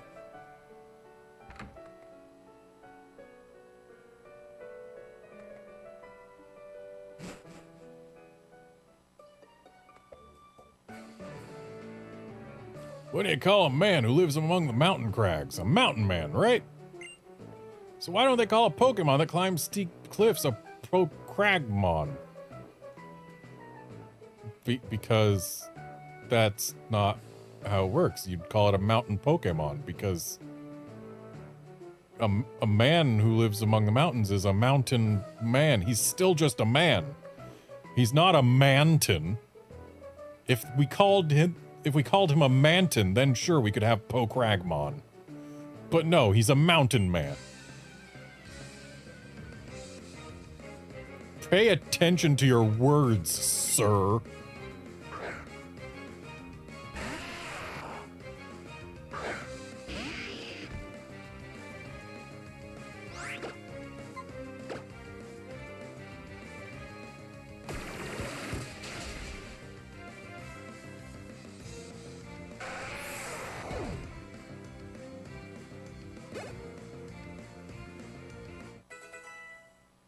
Okay, we've only got one more level to clear out a party slot.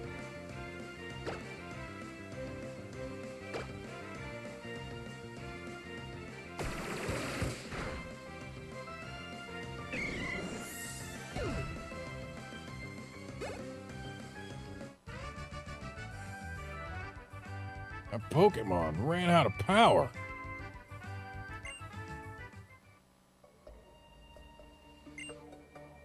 They halted development here to protect Pokemon, right? There's a feel-good story. Gonna go free up a party slot real quick.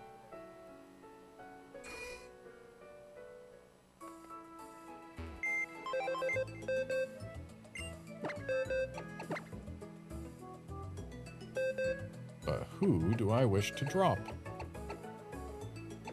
Honestly, probably Mightyena.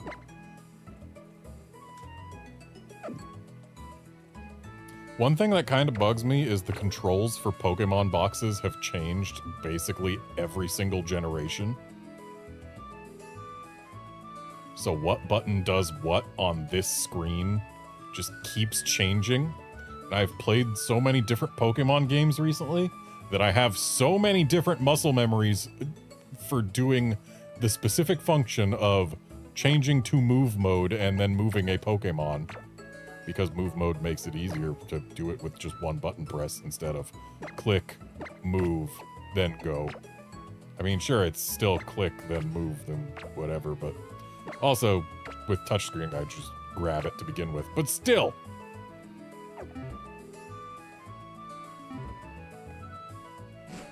Point is, the buttons that do things change so many times.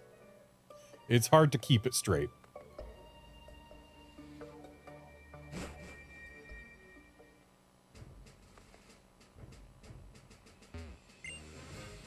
I dropped my glasses. Can you help me find them? I mean, if we look at your model, they're on your face.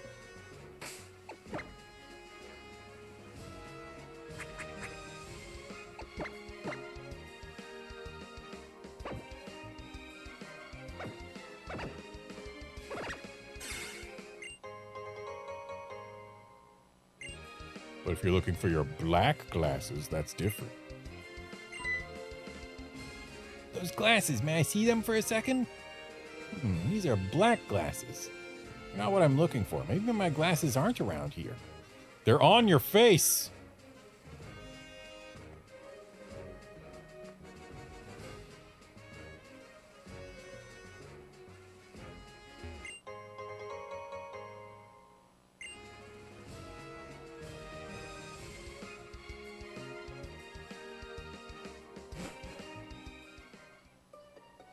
Incidentally, another thing about Pokemiles, considering I was just remembering Pokemiles right now, that's why that came up. Specifically what came up, how I got onto Pokemiles in my brain was, I picked up an HP up. Hey, maybe I could sell my vitamins for money because I'm not going to use them during the course of this game, and all the Pokemon that need EVs already have them all. So yeah, maybe I don't need the vitamins, I can sell them. And if I really wanted, I could use Pokemiles to get more vitamins to sell. Pokemiles. Yeah, the thing about Pokemiles, I've always had easy access to tons of Pokemiles because Street Pass in this game gives you Pokemiles based on the distance in real life between the set system locations of your 3DS and the person you passed. So like if my 3DS is set to California and I Street Pass someone who's set to Arizona, it will give me more Pokemiles than someone who also has theirs set to California. Except every single game that has had Pokemiles be a thing, I have had access to in English on an English 3DS, and in Japanese on a Japanese 3DS, like the Japanese 3DS that I'm currently playing this on right now. And yeah, the distance between the US and Japan is pretty nice. Gets you like 700 Pokemiles for every Street Pass tag. Which, when 10 Pokemiles is a rare candy. Yeah, it's not bad. On the other side of this rock, my boyfriend labors day after day. He's not just digging this tunnel to come see me. He works his hands raw and rough for the benefit of everyone. If only we had a Pokemon that could use Rock Smash. If we asked it, it could break up these boulders in no time flat. But I just remembered that the Pokemon that I ditched from my party is the one that I had taught Rock Smash to. Kind of weird that they don't let me go any closer without having Rock Smash. But fine, I'll go get Mightyena back.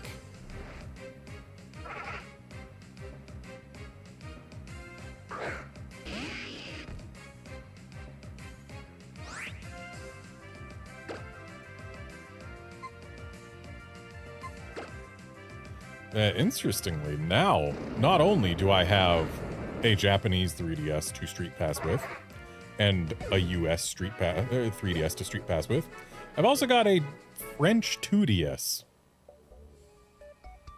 that I may or may not have gotten for cheap, specifically so that I could get access to the, I think, 2 Vivillon forms that are exclusive to European 3DSs. European/Australian. Yeah, there's the river pattern that's only in Australia.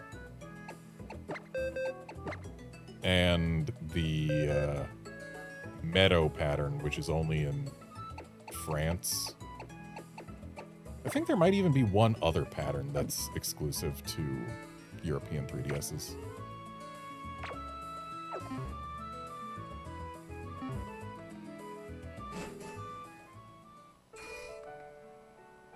European, US, and Japanese 3DSs all have at least one exclusive Vivillon pattern, which is kind of annoying. I want to do something about this boulder, but it's beyond me to deal with it alone. Your Pokemon, it can use Rock Smash? Please, use Rock Smash and break up these boulders. Thank you so much for doing this. Wow, not even letting me break them on my own, huh? Wow, you shattered those boulders blocking the way. To show you how much I appreciate it, I'd like you to have this. I found that when I was digging for the tunnel. I feel like there's some mysterious power coming from it, but I don't think I could do a thing with it. Wanda, now I can see you anytime. That's wonderful. Come on, let me take you to my place so you can rest. And now, let us go get an errand. Also a Sable, I guess.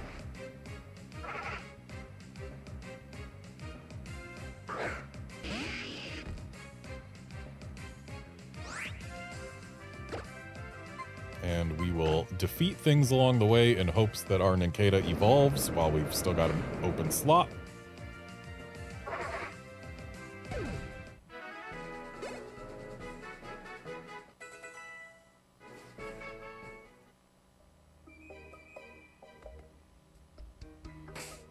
We do have an open slot, right? Yes.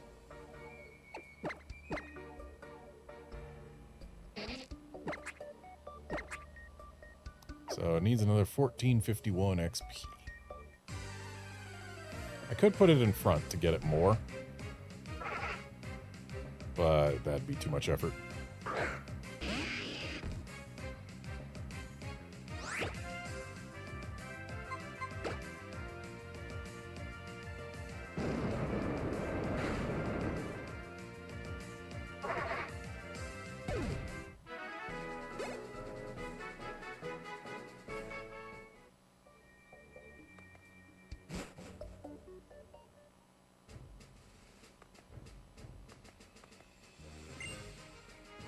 Oh, it's you!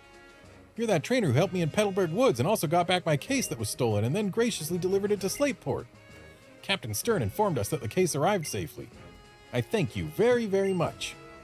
If I were a rain cloud, I would shower you with gratitude and hail you as a heroine. For you, most wonderful trainer, I bear good news. Recently, our company has developed a new kind of Pokeball. As a token of our appreciation for all your help, we would like to give you one. Please do try it out. Thank you and bye-bye.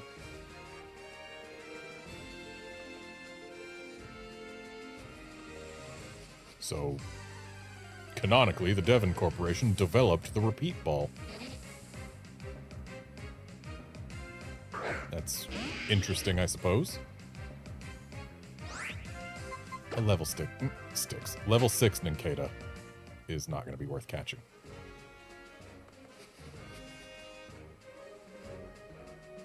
Or not catching, battling.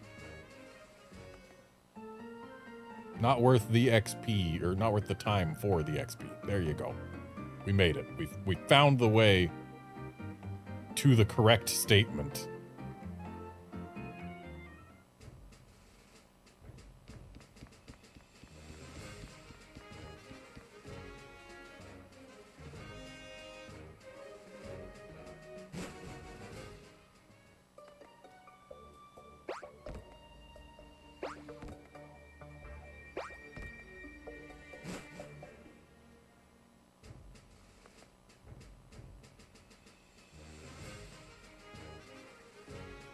Mr. Briny, I need to go to Dewford again.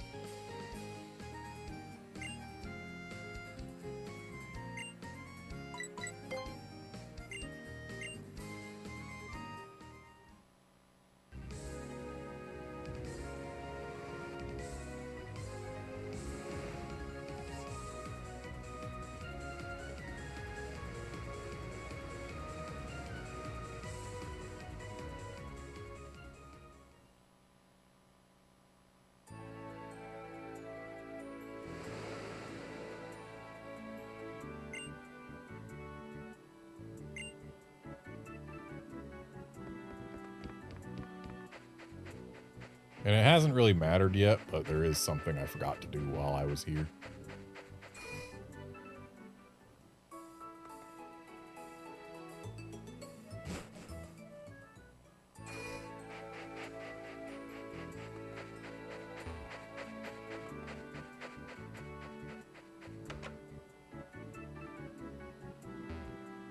But where is he?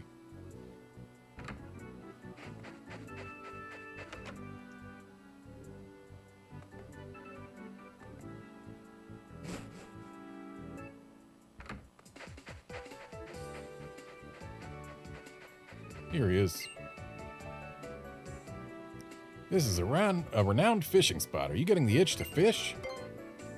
I hear you and I like what you're saying. I'll give you one of my fishing rods. This is one of the games where the old rod can catch more than just Magikarps. But yeah, it hasn't mattered yet. And as an added bonus, I'll even throw in a little fishing advice. First, you face the water, and then you use the rod. Focus your mind. If you get a bite, pull on the rod. Sometimes you can snag something immediately, but with bigger catches, you need to time the pulls on your rod to haul them in. Whoops, accidentally bumped my mic.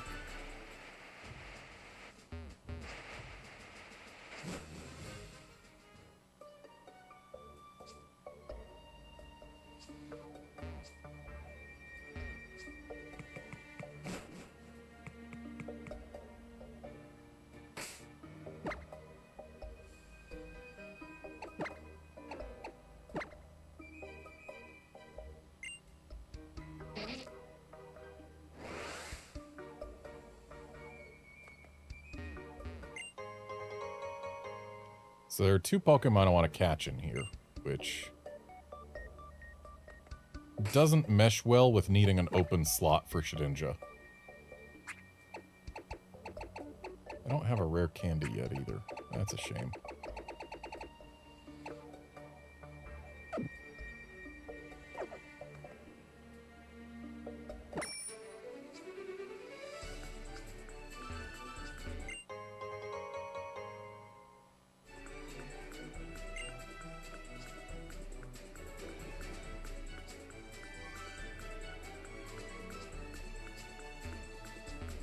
Feels weird that you can make a secret base in here.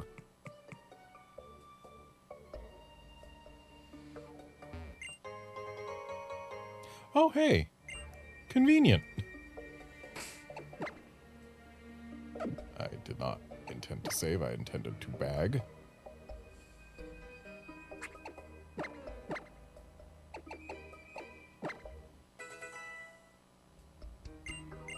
Just make it so I can catch things with impunity and not need to worry about this guy's experience levels.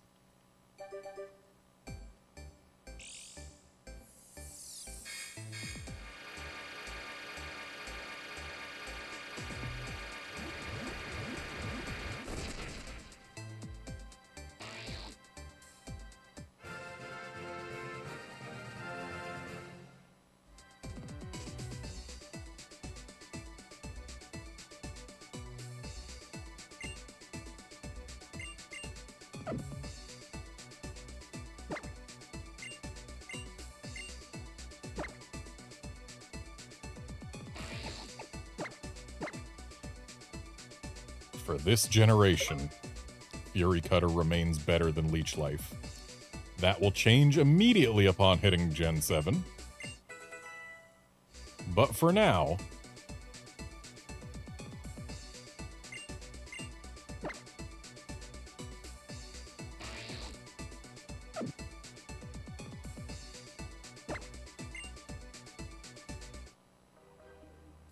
And there we go, we've got a Shedinja.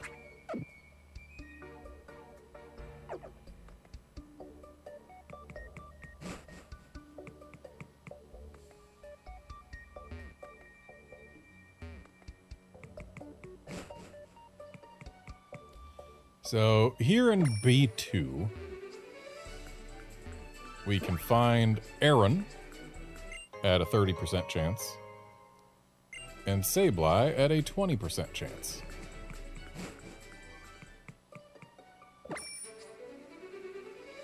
Here in B1, we can find Aaron at 30%, but no Sableye. So yeah, we want to spend our time on B2 until we've got everything we need.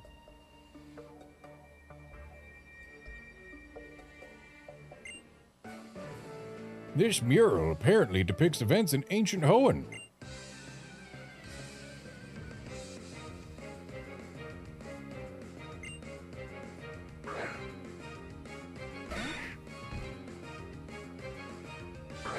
That's a a Sandshrew, not a mural.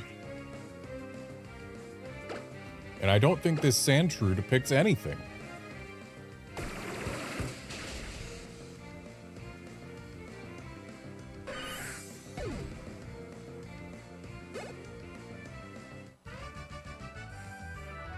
I learned a lot from that.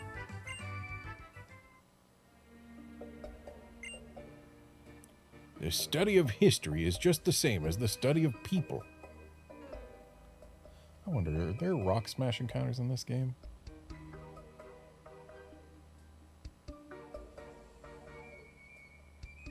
Yes. And we need them because Nose Pass.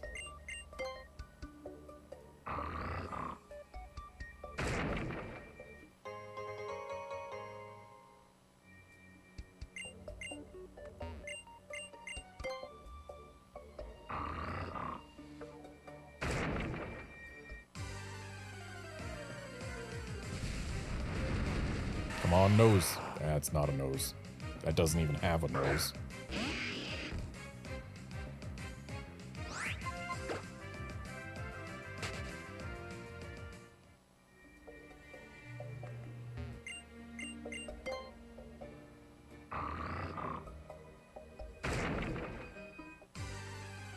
Come on, nose.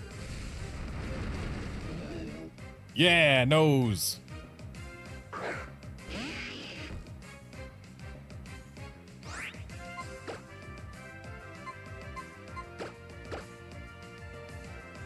And what a pretty nose she is.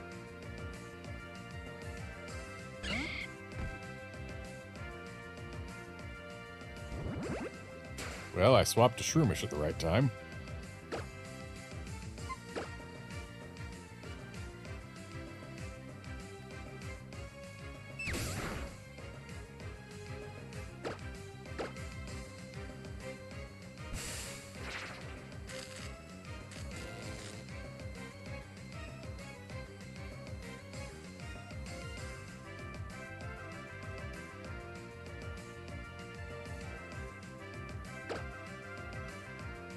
And I don't trust a Mega Drain to leave this thing alive.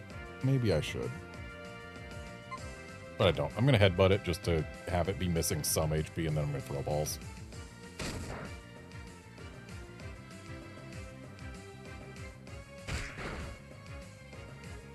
That headbutt did a surprising amount.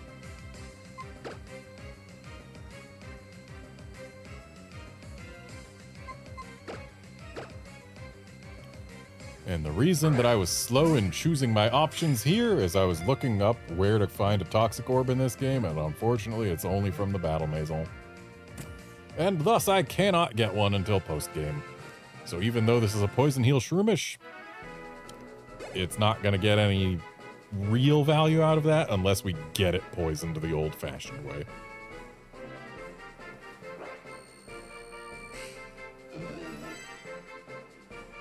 Nosepass, the Compass Pokémon.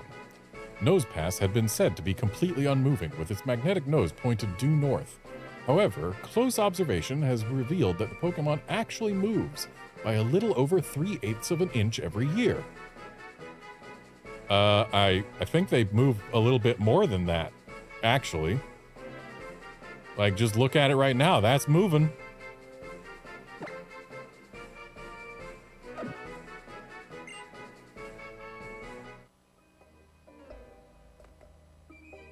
Well, we're done rock smashing. Shadow Claw's a nice TM to find. We'll have to see if anyone can learn that. Oh boy, a Steelixite. For all those Steelixes I'm super gonna use.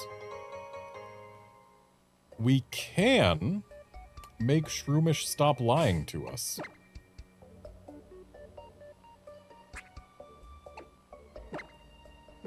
And so I shall.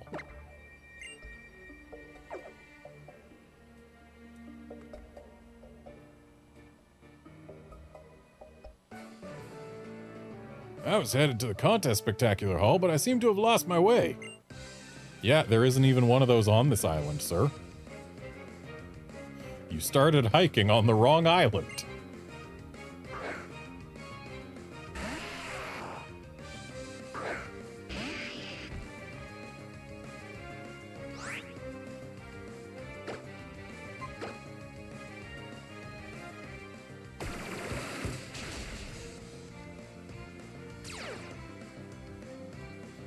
You know what's really weird about the Steelixite being here?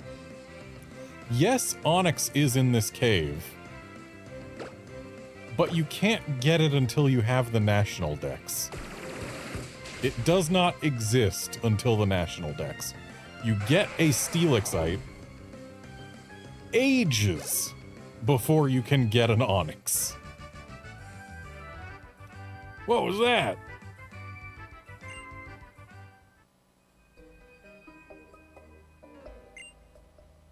I'm going to appear in the contest spectacular. My Pokemon and I are on our way to the big time.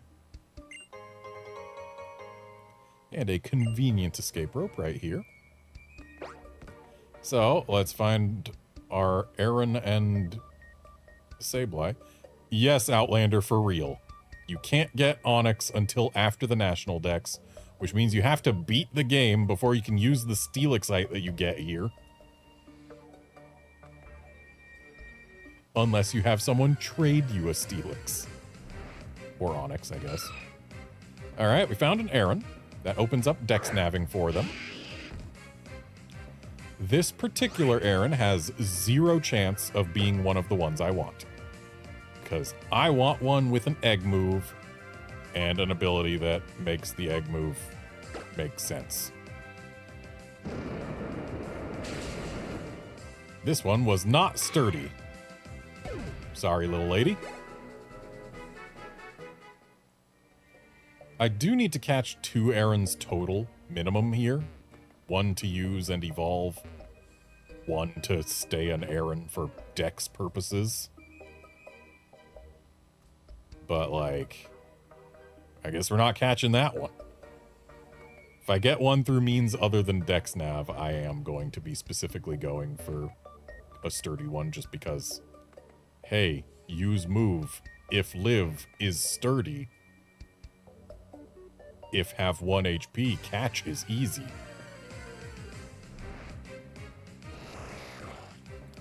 Abra, you are not an Aaron or a Sableye. Abra has the same encounter rate as Sableye here.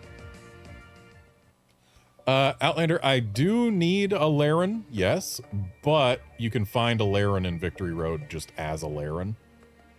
So I don't need to get a 3rd Aaron here in order to evolve that. I just need 1 Aaron to stay an Aaron and 1 Aaron to use.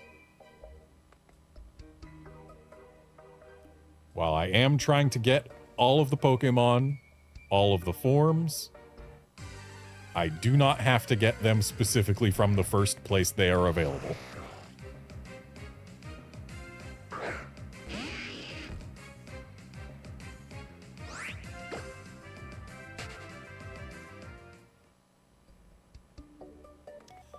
The encounter rate in this cave is remarkably low, and I'm not a fan right now. When I'm trying to actually catch a Pokemon, I need a higher encounter rate, game. Oh, we can't Dex Nav for Aarons until we've caught one. That is a Zubat, which has the same encounter rate as Aaron.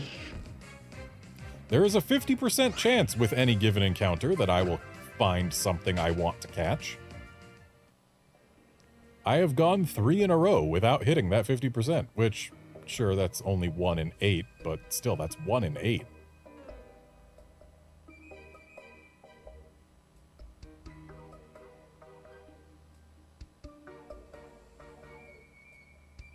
And being 1 in 8 unlucky when it takes so long between encounters in this cave. Kind of annoying.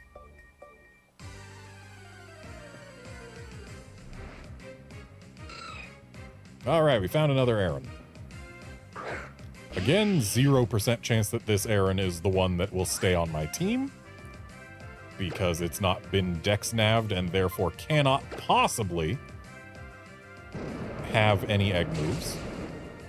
But it is sturdy. So this little lady gets to go in my boxes forever. Kinda sad when you think about it like that.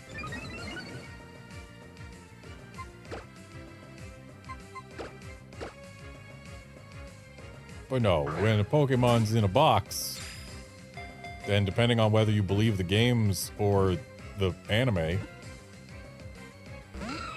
they are either in an idealized virtual environment just for them, or they're out in the pastures at a professor's lab where they can live happy lives and are well cared for.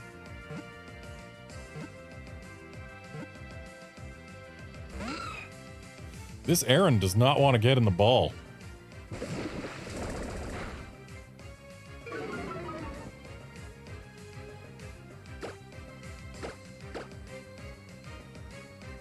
If it breaks out of this one, I'm swapping a Shroomish and paralyzing her.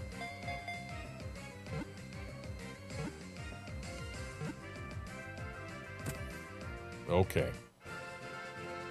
The threat convinced her to stay.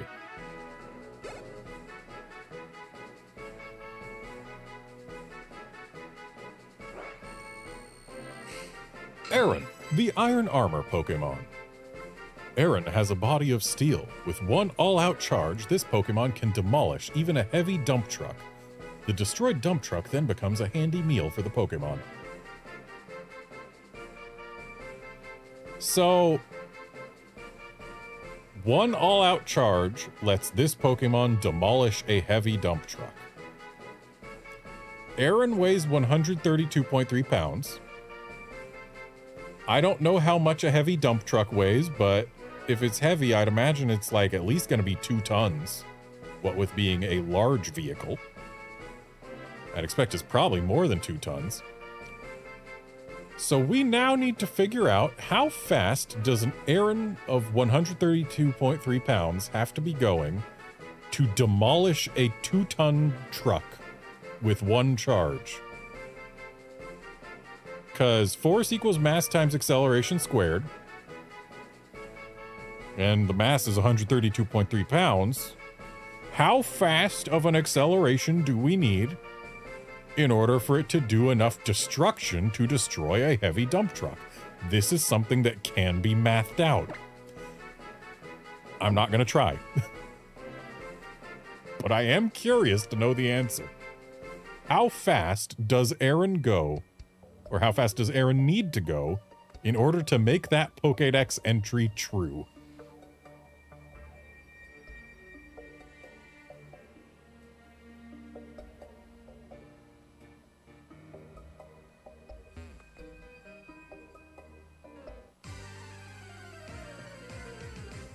I'll start dex naving for Aaron's once I've found a Sableye and captured it.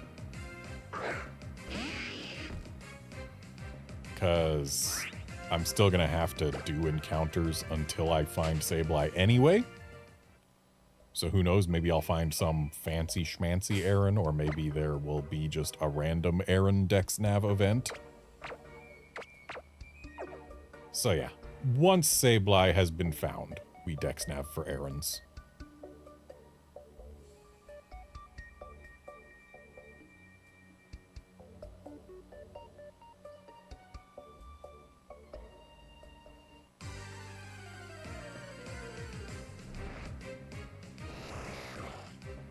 Stop with the Abras. That's what, 4 Abras we found today? When they're the same encounter rate as Sableye at 20%?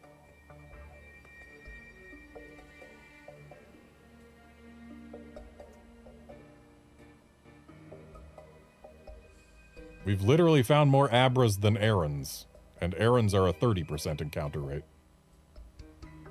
Feels like the game's making fun of me.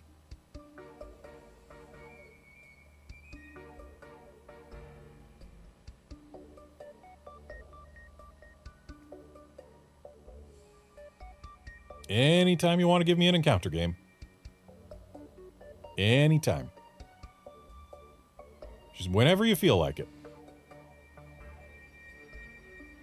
You could give me an encounter, I won't complain. There we go. Okay, I'll complain a little. It's a Zubat. I don't need a Zubat. Zubat is the thing I need the least in this cave.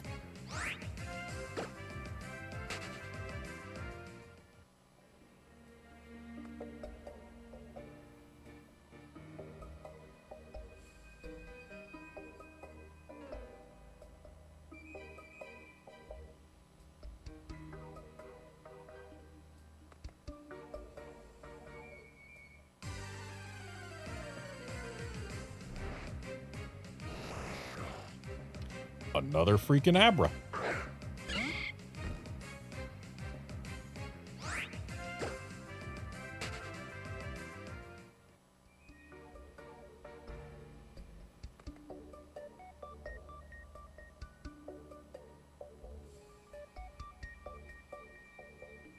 So we're at 5 Abras, 2 Zubats, 2 Errands. We've had 9 encounters here and failed to hit the 1 in 5 for a Sableye so far. We are now at 10 encounters with no Sableye. And thus do I break out my Caliculator. Our chances of not having found a Sableye by now are 10.7%.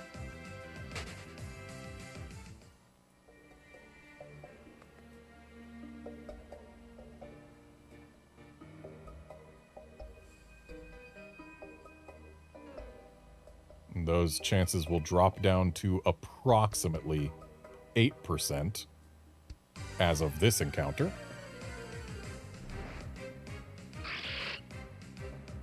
But hey, we got our Sableye now. Yeah, 8.6% to not find a Sableye by this point. Which is to say, 91.4% to find a Sableye by now.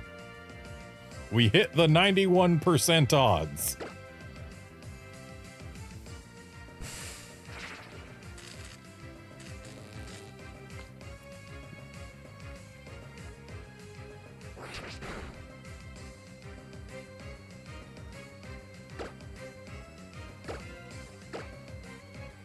Considering how hard Shroomish hit a nose pass with a headbutt, I'm not going to risk headbutting.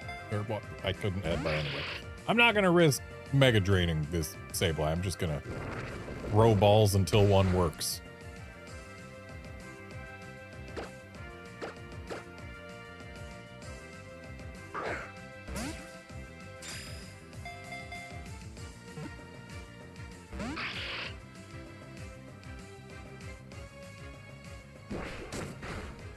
Well, this thing knows Nightshade and Astonish, so our Shedinja cannot buy us more than one turn against it.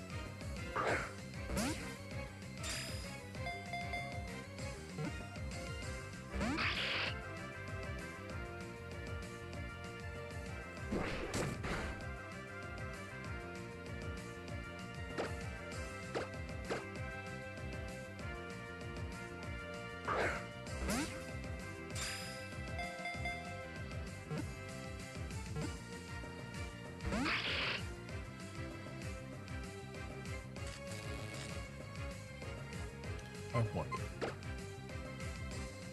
do I have anything that I would trust to not defeat this Sableye?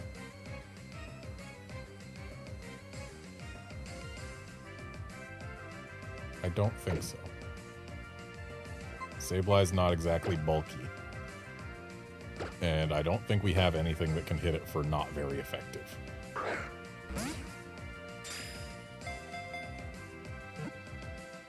Got a handful of things that can hit it for neutral, but I don't think we can hit it for not very effective.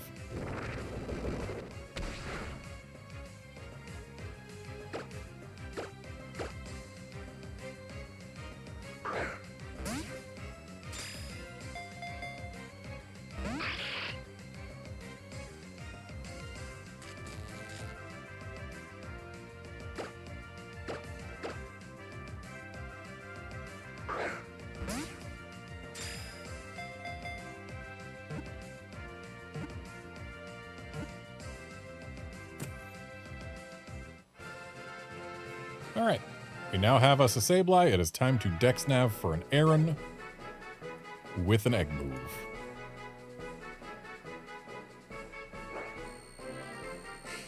We want either Ironhead Sturdy, Sableye, the Darkness Pokemon. Sableye digs the ground with sharpened claws to find rocks that it eats. Substances in the eaten rocks crystallize and rise up to the Pokemon's body surface. So either Ironhead Sturdy or Head Smash Rockhead. Those are the two things we will accept.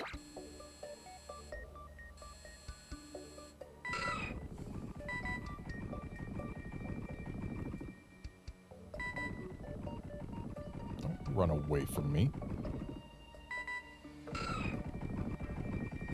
Smelling Salts Rockhead. That is not what we want. And so it has been scared. I don't like that they keep moving around. We've never had a DexNav Pokemon move around like that before.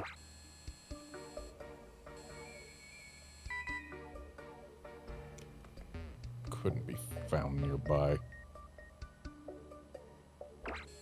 How about over here?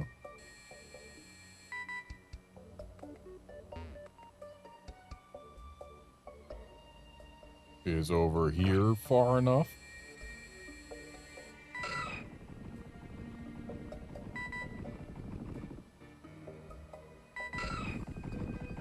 Hard and sturdy. So, while this is not an errand that we want, what it is another point to increase our DexNav research thing for it.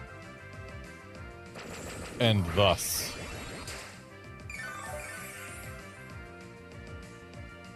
do we encounter and battle the errand, because that'll increase our chances of getting a good errand from future DexNav attempts.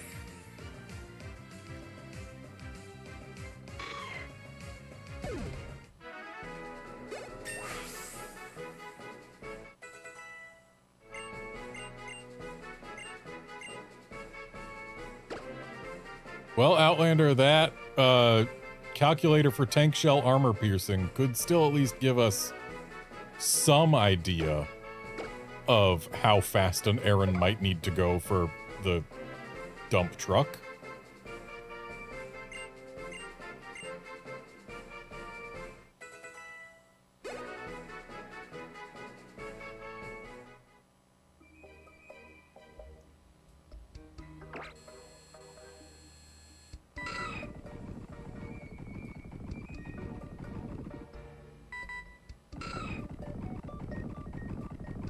Sturdy is not what we need.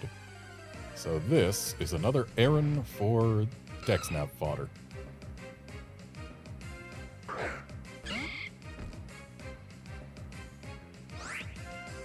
Yeah, I'm not surprised that Aaron wouldn't pierce much steel, given normal numbers for how fast it might be running. That's why what I wanted to know was how fast it has to be able to go in order to destroy a dump truck. That is the interesting data. How fast does it have to be able to go to make the Pokédex entry true? Because if we want to make the Pokédex entry true, then I imagine it would mean that Aaron can move at pretty ludicrous speeds on its own power. To quote Pokemon Legends Arceus repeatedly, Pokemon are terrifying creatures. I want to know how terrifying.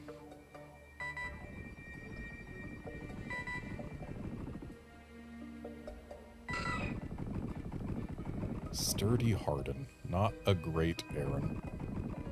But again, DexNav fodder. Assuming we can ever sneak up on it. Back down here, you jerk. Oh, gone forever. Admittedly, this is not the ideal environment to be DexNaving for errands in. Somewhere where we can easily reach everywhere the errand could want to be would be better. And to that end, we are going to this end. Actually, nope, this is not an ideal location either, because chances are the errand would end up in the other room, which ain't helpful to us. This room, however, is also not great because it's got this ledge that can't be traversed. In here might be a pretty decent location. Yeah, like if I dex nav from right here, we might get decent results. Or maybe we'll get no results at all.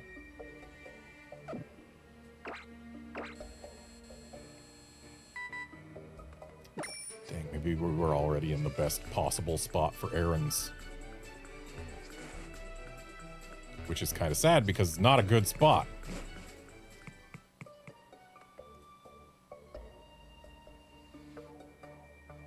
I think dex nabbing over here is probably our best bet of the places that exist.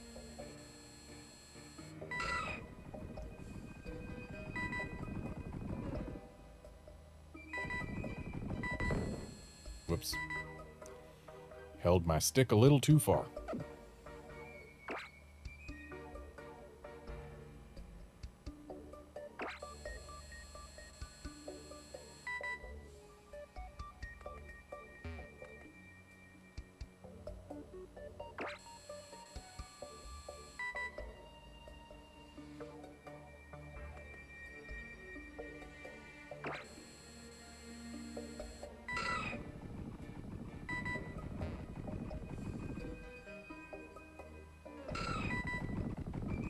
Endeavor Rockhead. So on the one hand, we don't need an Endeavor Rockhead errand. But on the other hand, at least it's Rockhead, so we can one-shot it. If we are going to find a wrong errand, a Rockhead one is preferred because they go away faster.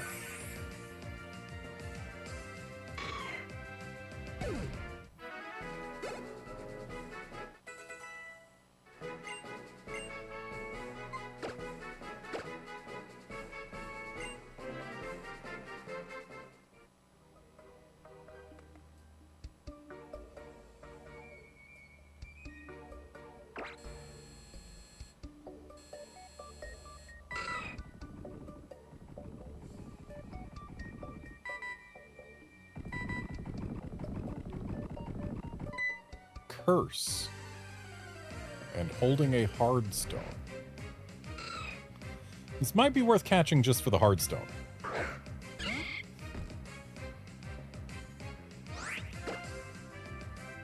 So let's give it a stun spore. I'm sure an Aaron can survive a headbutt from a Shroomish.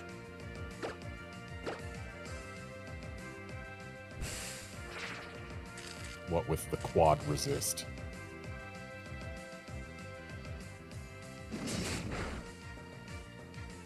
And Outlander, just for the sake of estimation, we know that there's not going to be an entirely solid portion of a dump truck. I'd say if it can punch through 4 feet of steel, that should be enough to consider as able to demolish a dump truck. Or, yeah, a dump truck.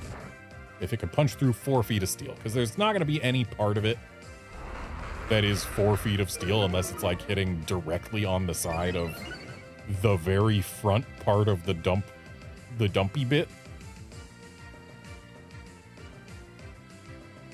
Yeah, if it can go through 4 feet of steel and it hits like an axle or something, that could demolish a dump truck maybe. So how fast would an Aaron have to go to punch through 4 feet of steel? Seems like a decent estimate to put us in the ballpark.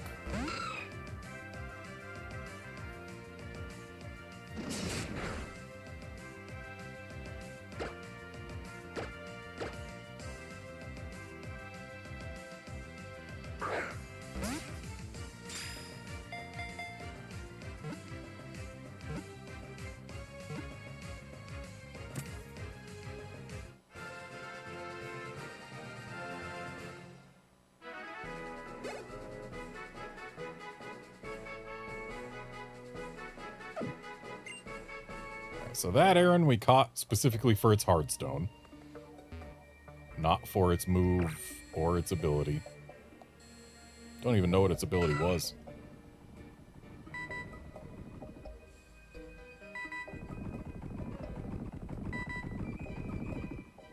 See, this errand is one that I would gladly accept, but I don't know that we can get to it in time.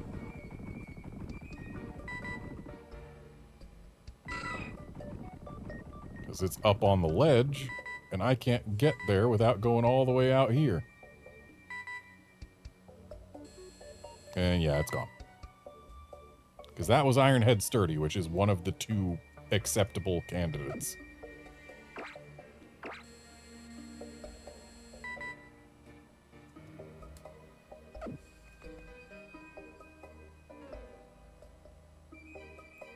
Just gonna go back upstairs and then come downstairs again. That should refresh things so that it can find an errand in the correct location next.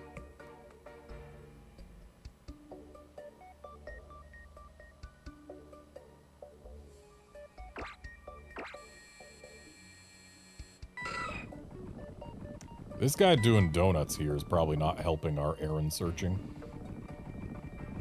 Wouldn't surprise me if Aaron was prevented from spawning where he is.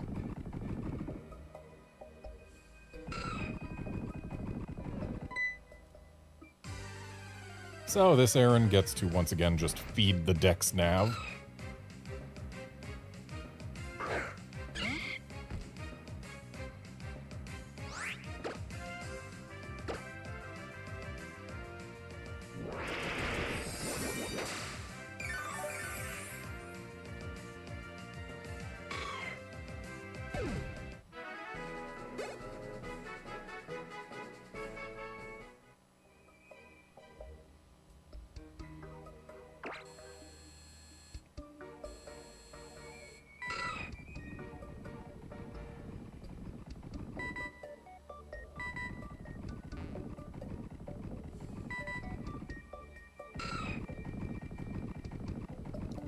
This thing's on the lower level.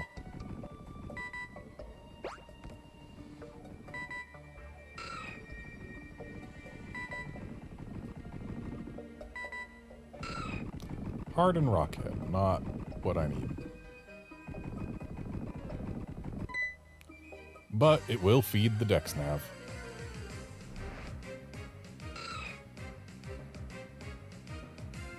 Okay, so Aaron has to go approximately 17,000 miles per hour to demolish a dump truck with a single tackle, if we make assumptions about the force required to demolish said dump truck. But the assumptions we've made at least seem fair,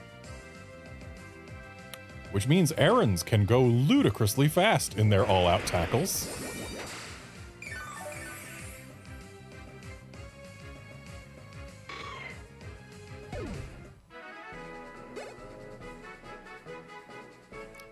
But yeah, given Aaron's size and weight,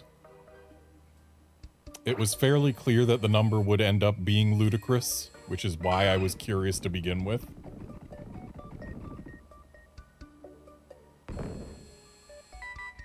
Yep, okay, so the spots that this guy is patrolling do not, in fact, prevent Aarons from spawning, but rather, if he touches an Aaron, it despawns.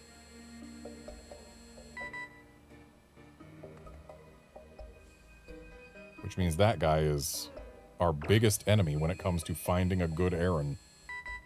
Our biggest enemy other than that ledge there.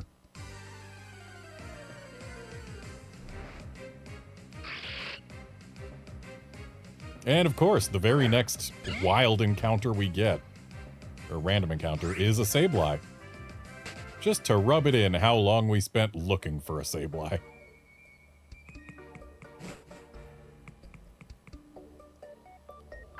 Let's try looking for an Aaron right here. This might actually be a pretty decent spot to Dex nav for Aarons. So, Hardened Rockhead, this one again becomes Dex nav fodder.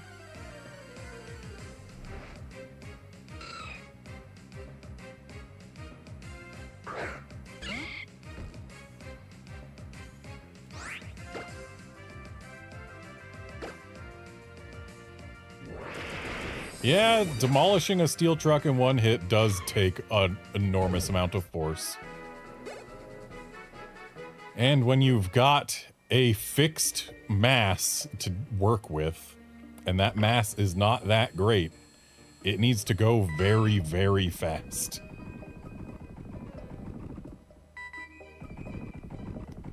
Endeavor Rockhead is, again, not what we need. But it is, again, one-shottable.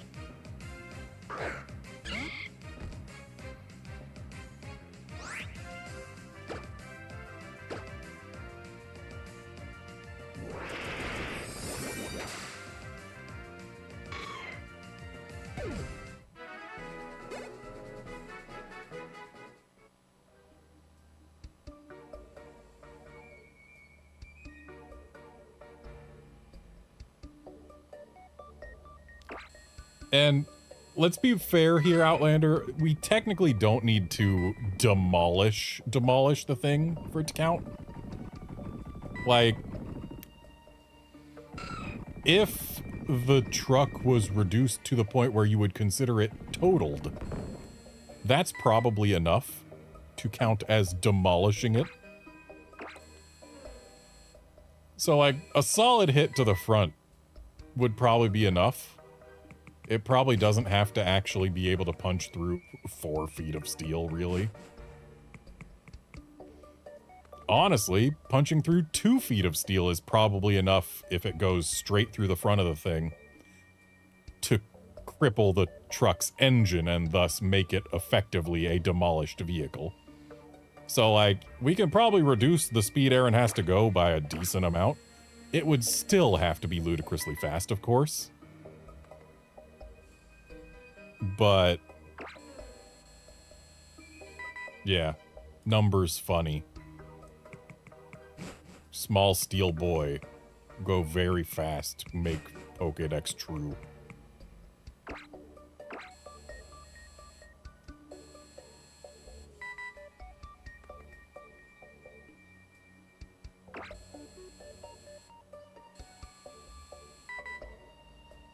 Dang, right when I was thinking that this would be a good spot for dex-navving errands, they stopped showing up.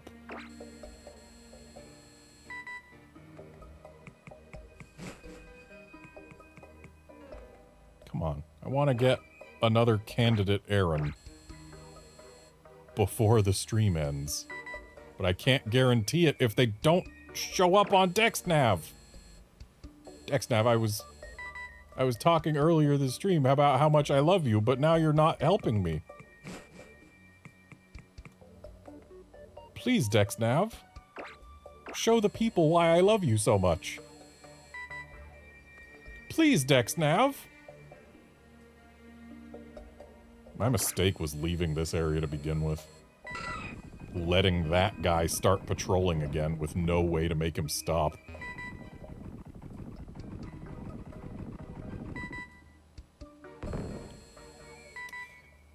The guy despawned a second Aaron. Thankfully, it was reversal sturdy, and therefore not a candidate for my team. But dang it, I need that guy to stop patrolling, because he creates a zone where Aarons will despawn if they touch it. And I was able to find a couple Aarons here earlier. Why aren't they showing up now? This is a decent little room to find them, but I guess it's because Aaron has to... It has to try and spawn the Aaron not in a wall. And there's a lot of on-screen wall. I'm guessing that's the exact issue.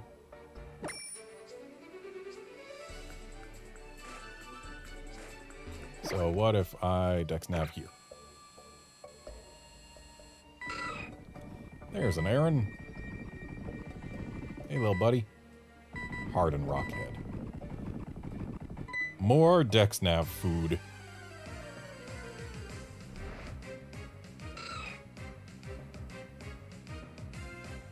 Imagine I find a shiny before I get one with the egg move I want. It is possible. It's not likely, but it's possible. I kind of super want a Head Smash Rockhead one. That would be hilarious. I would love it. Like, yeah, head smash is only 80% accurate. That's how it goes. Of course, now the errand's over on the other side. And of course, there was zero chance for me to go slow enough to get down without alerting it. But now, we've got an errand over here. Curse Rockhead. Again, not what we need. Wrong egg move. So, let's see here. What egg moves can this thing get again?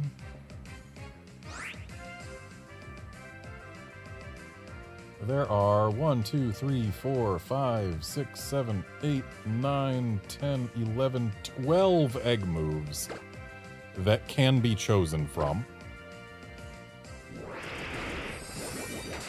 And there are 3 abilities that can be chosen from. But one is a hidden ability and thus less likely to show up.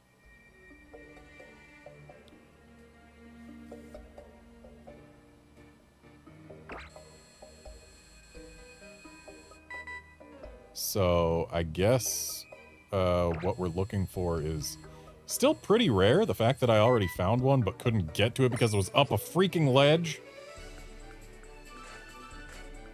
makes me a little bit annoyed knowing that the chances are pretty rare.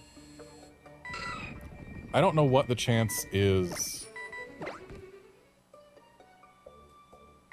Where is the errand? There is the errand. Harden Rockhead. So this one's got nothing special about it. Yeah, I don't know what the chances are of getting a hidden ability, of getting an egg move, what have you. I know the chances will increase the more errands we defeat, which is why I am defeating them when I see wrong ones. But even if it does decide to give us an egg move, there is a 1 in 6 chance that it's a move that I specifically want.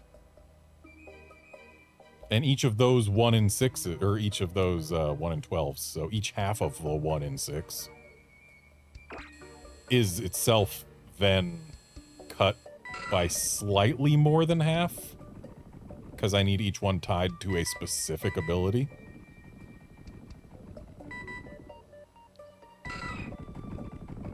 Harden Rockhead. Not what I want. And it's gone. I don't know why it ran away. I was going plenty slow. But that one was 1-star potential, which meant guaranteed 1 perfect IV.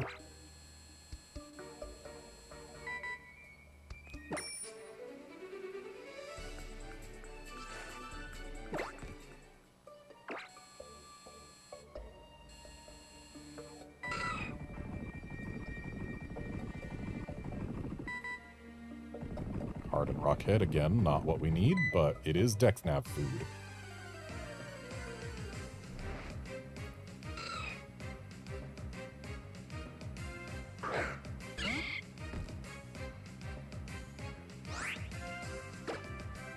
But it's not Giga Drain Dexnav food because I'm out of Giga Drains. Guess it's time to swap Marshtomp back in front.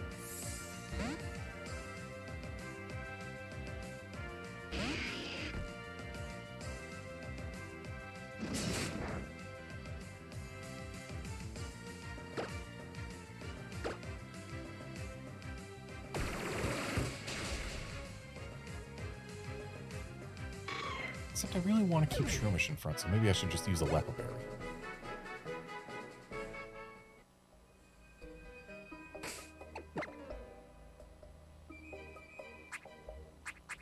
Because, and I'm going to reveal a big secret here, I like Shroomish.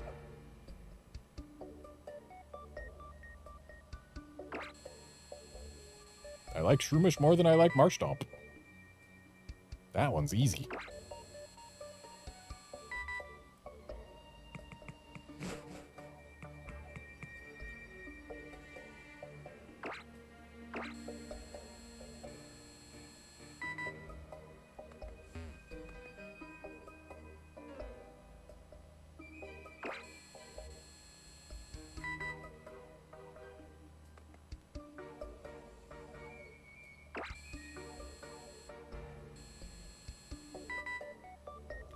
Really? Why are you failing me so much, DexNav?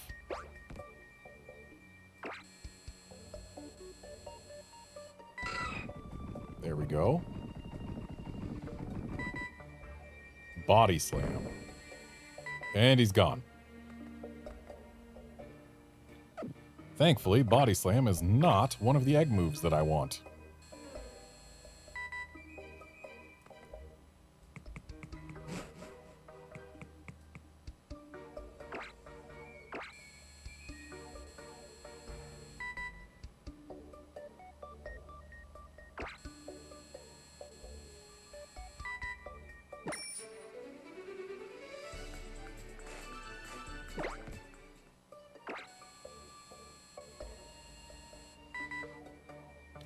Really, game? Can you let me actually DexNav this thing? Please? I just want an errand.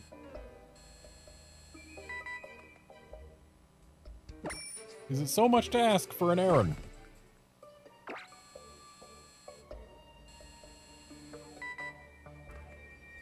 Okay, what if I go down here and then head back up, huh? What if I just DexNav down here? I mean, I'm sure it would just put an errand on top of that ledge where I can't touch it. Yep. Watch it be one that I need. Not that I can get close to even find out. Yeah, I literally cannot get close enough to this thing to even get more info on it.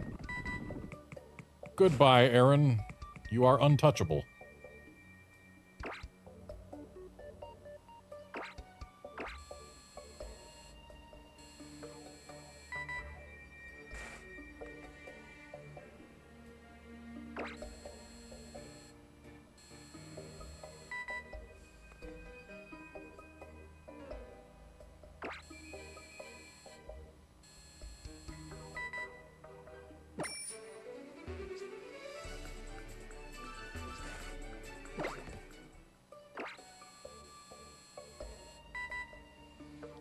Alright, I guess there's just no errands on this floor. Running short on time to even be looking for these on camera.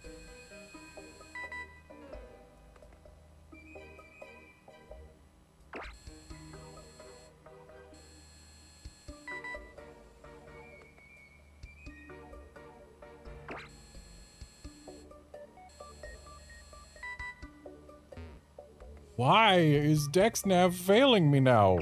My favorite feature, it's supposed to be do good. Yes, supposed to be do good.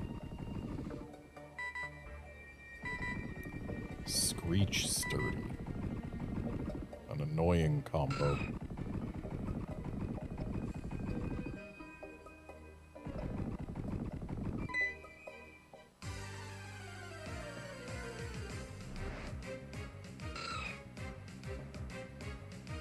Mainly annoying because I can't really do much to it.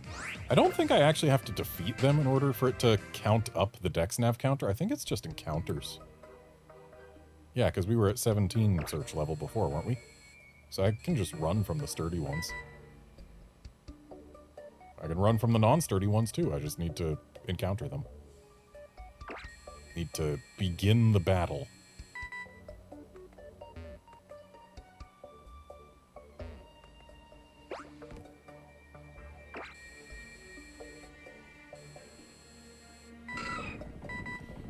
It's on top of the ledge.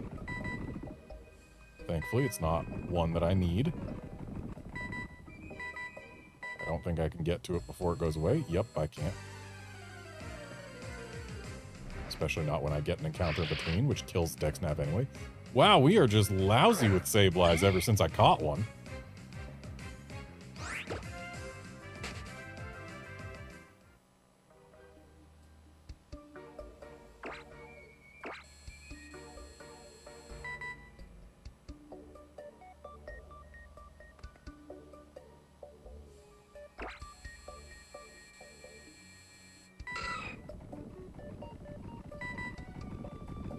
It's down there.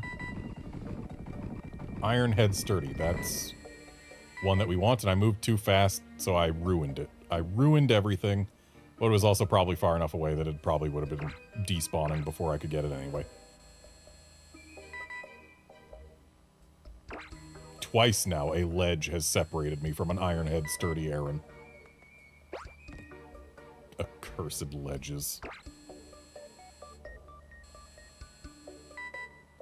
Between Pokemon and Monster Hunter, ledges have caused me so much anguish.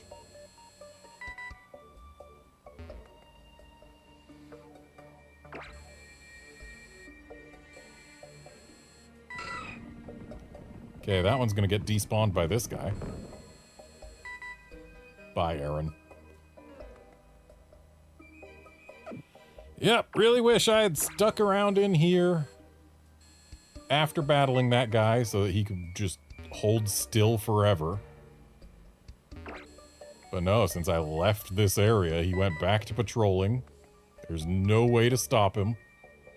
So it's just a whole bunch of tiles where errands are not allowed to be without despawning. Okay, no errands down here. I'm gonna encounter one more errand on camera, and then I'm gonna call it a stream, because it's about that time.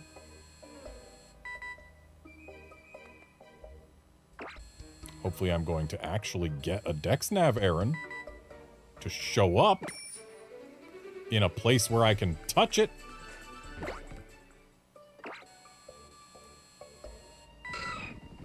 Okay, sounds like it's down here, maybe? Yeah. Okay, what you got? Harden.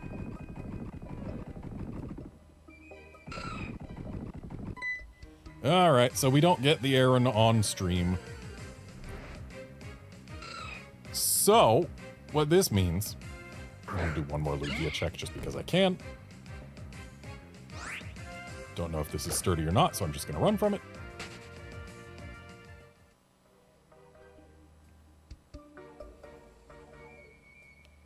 Alright. So, what this means is... before the next stream, which is going to be on Tuesday, I will either have successfully caught the errand that I am going to use on my party, or I will not be using an errand on my party. One of those two things will be true. We'll find out which one. Well, you'll find out which one on Tuesday. I will know before then, but who knows when I'll know. But yeah, that's going to be it for this stream. Thanks for dropping by to watch and chat and all of that. And I'll be back on Tuesday, hopefully, with a little fellow capable of destroying a big dump truck. See you then, friends.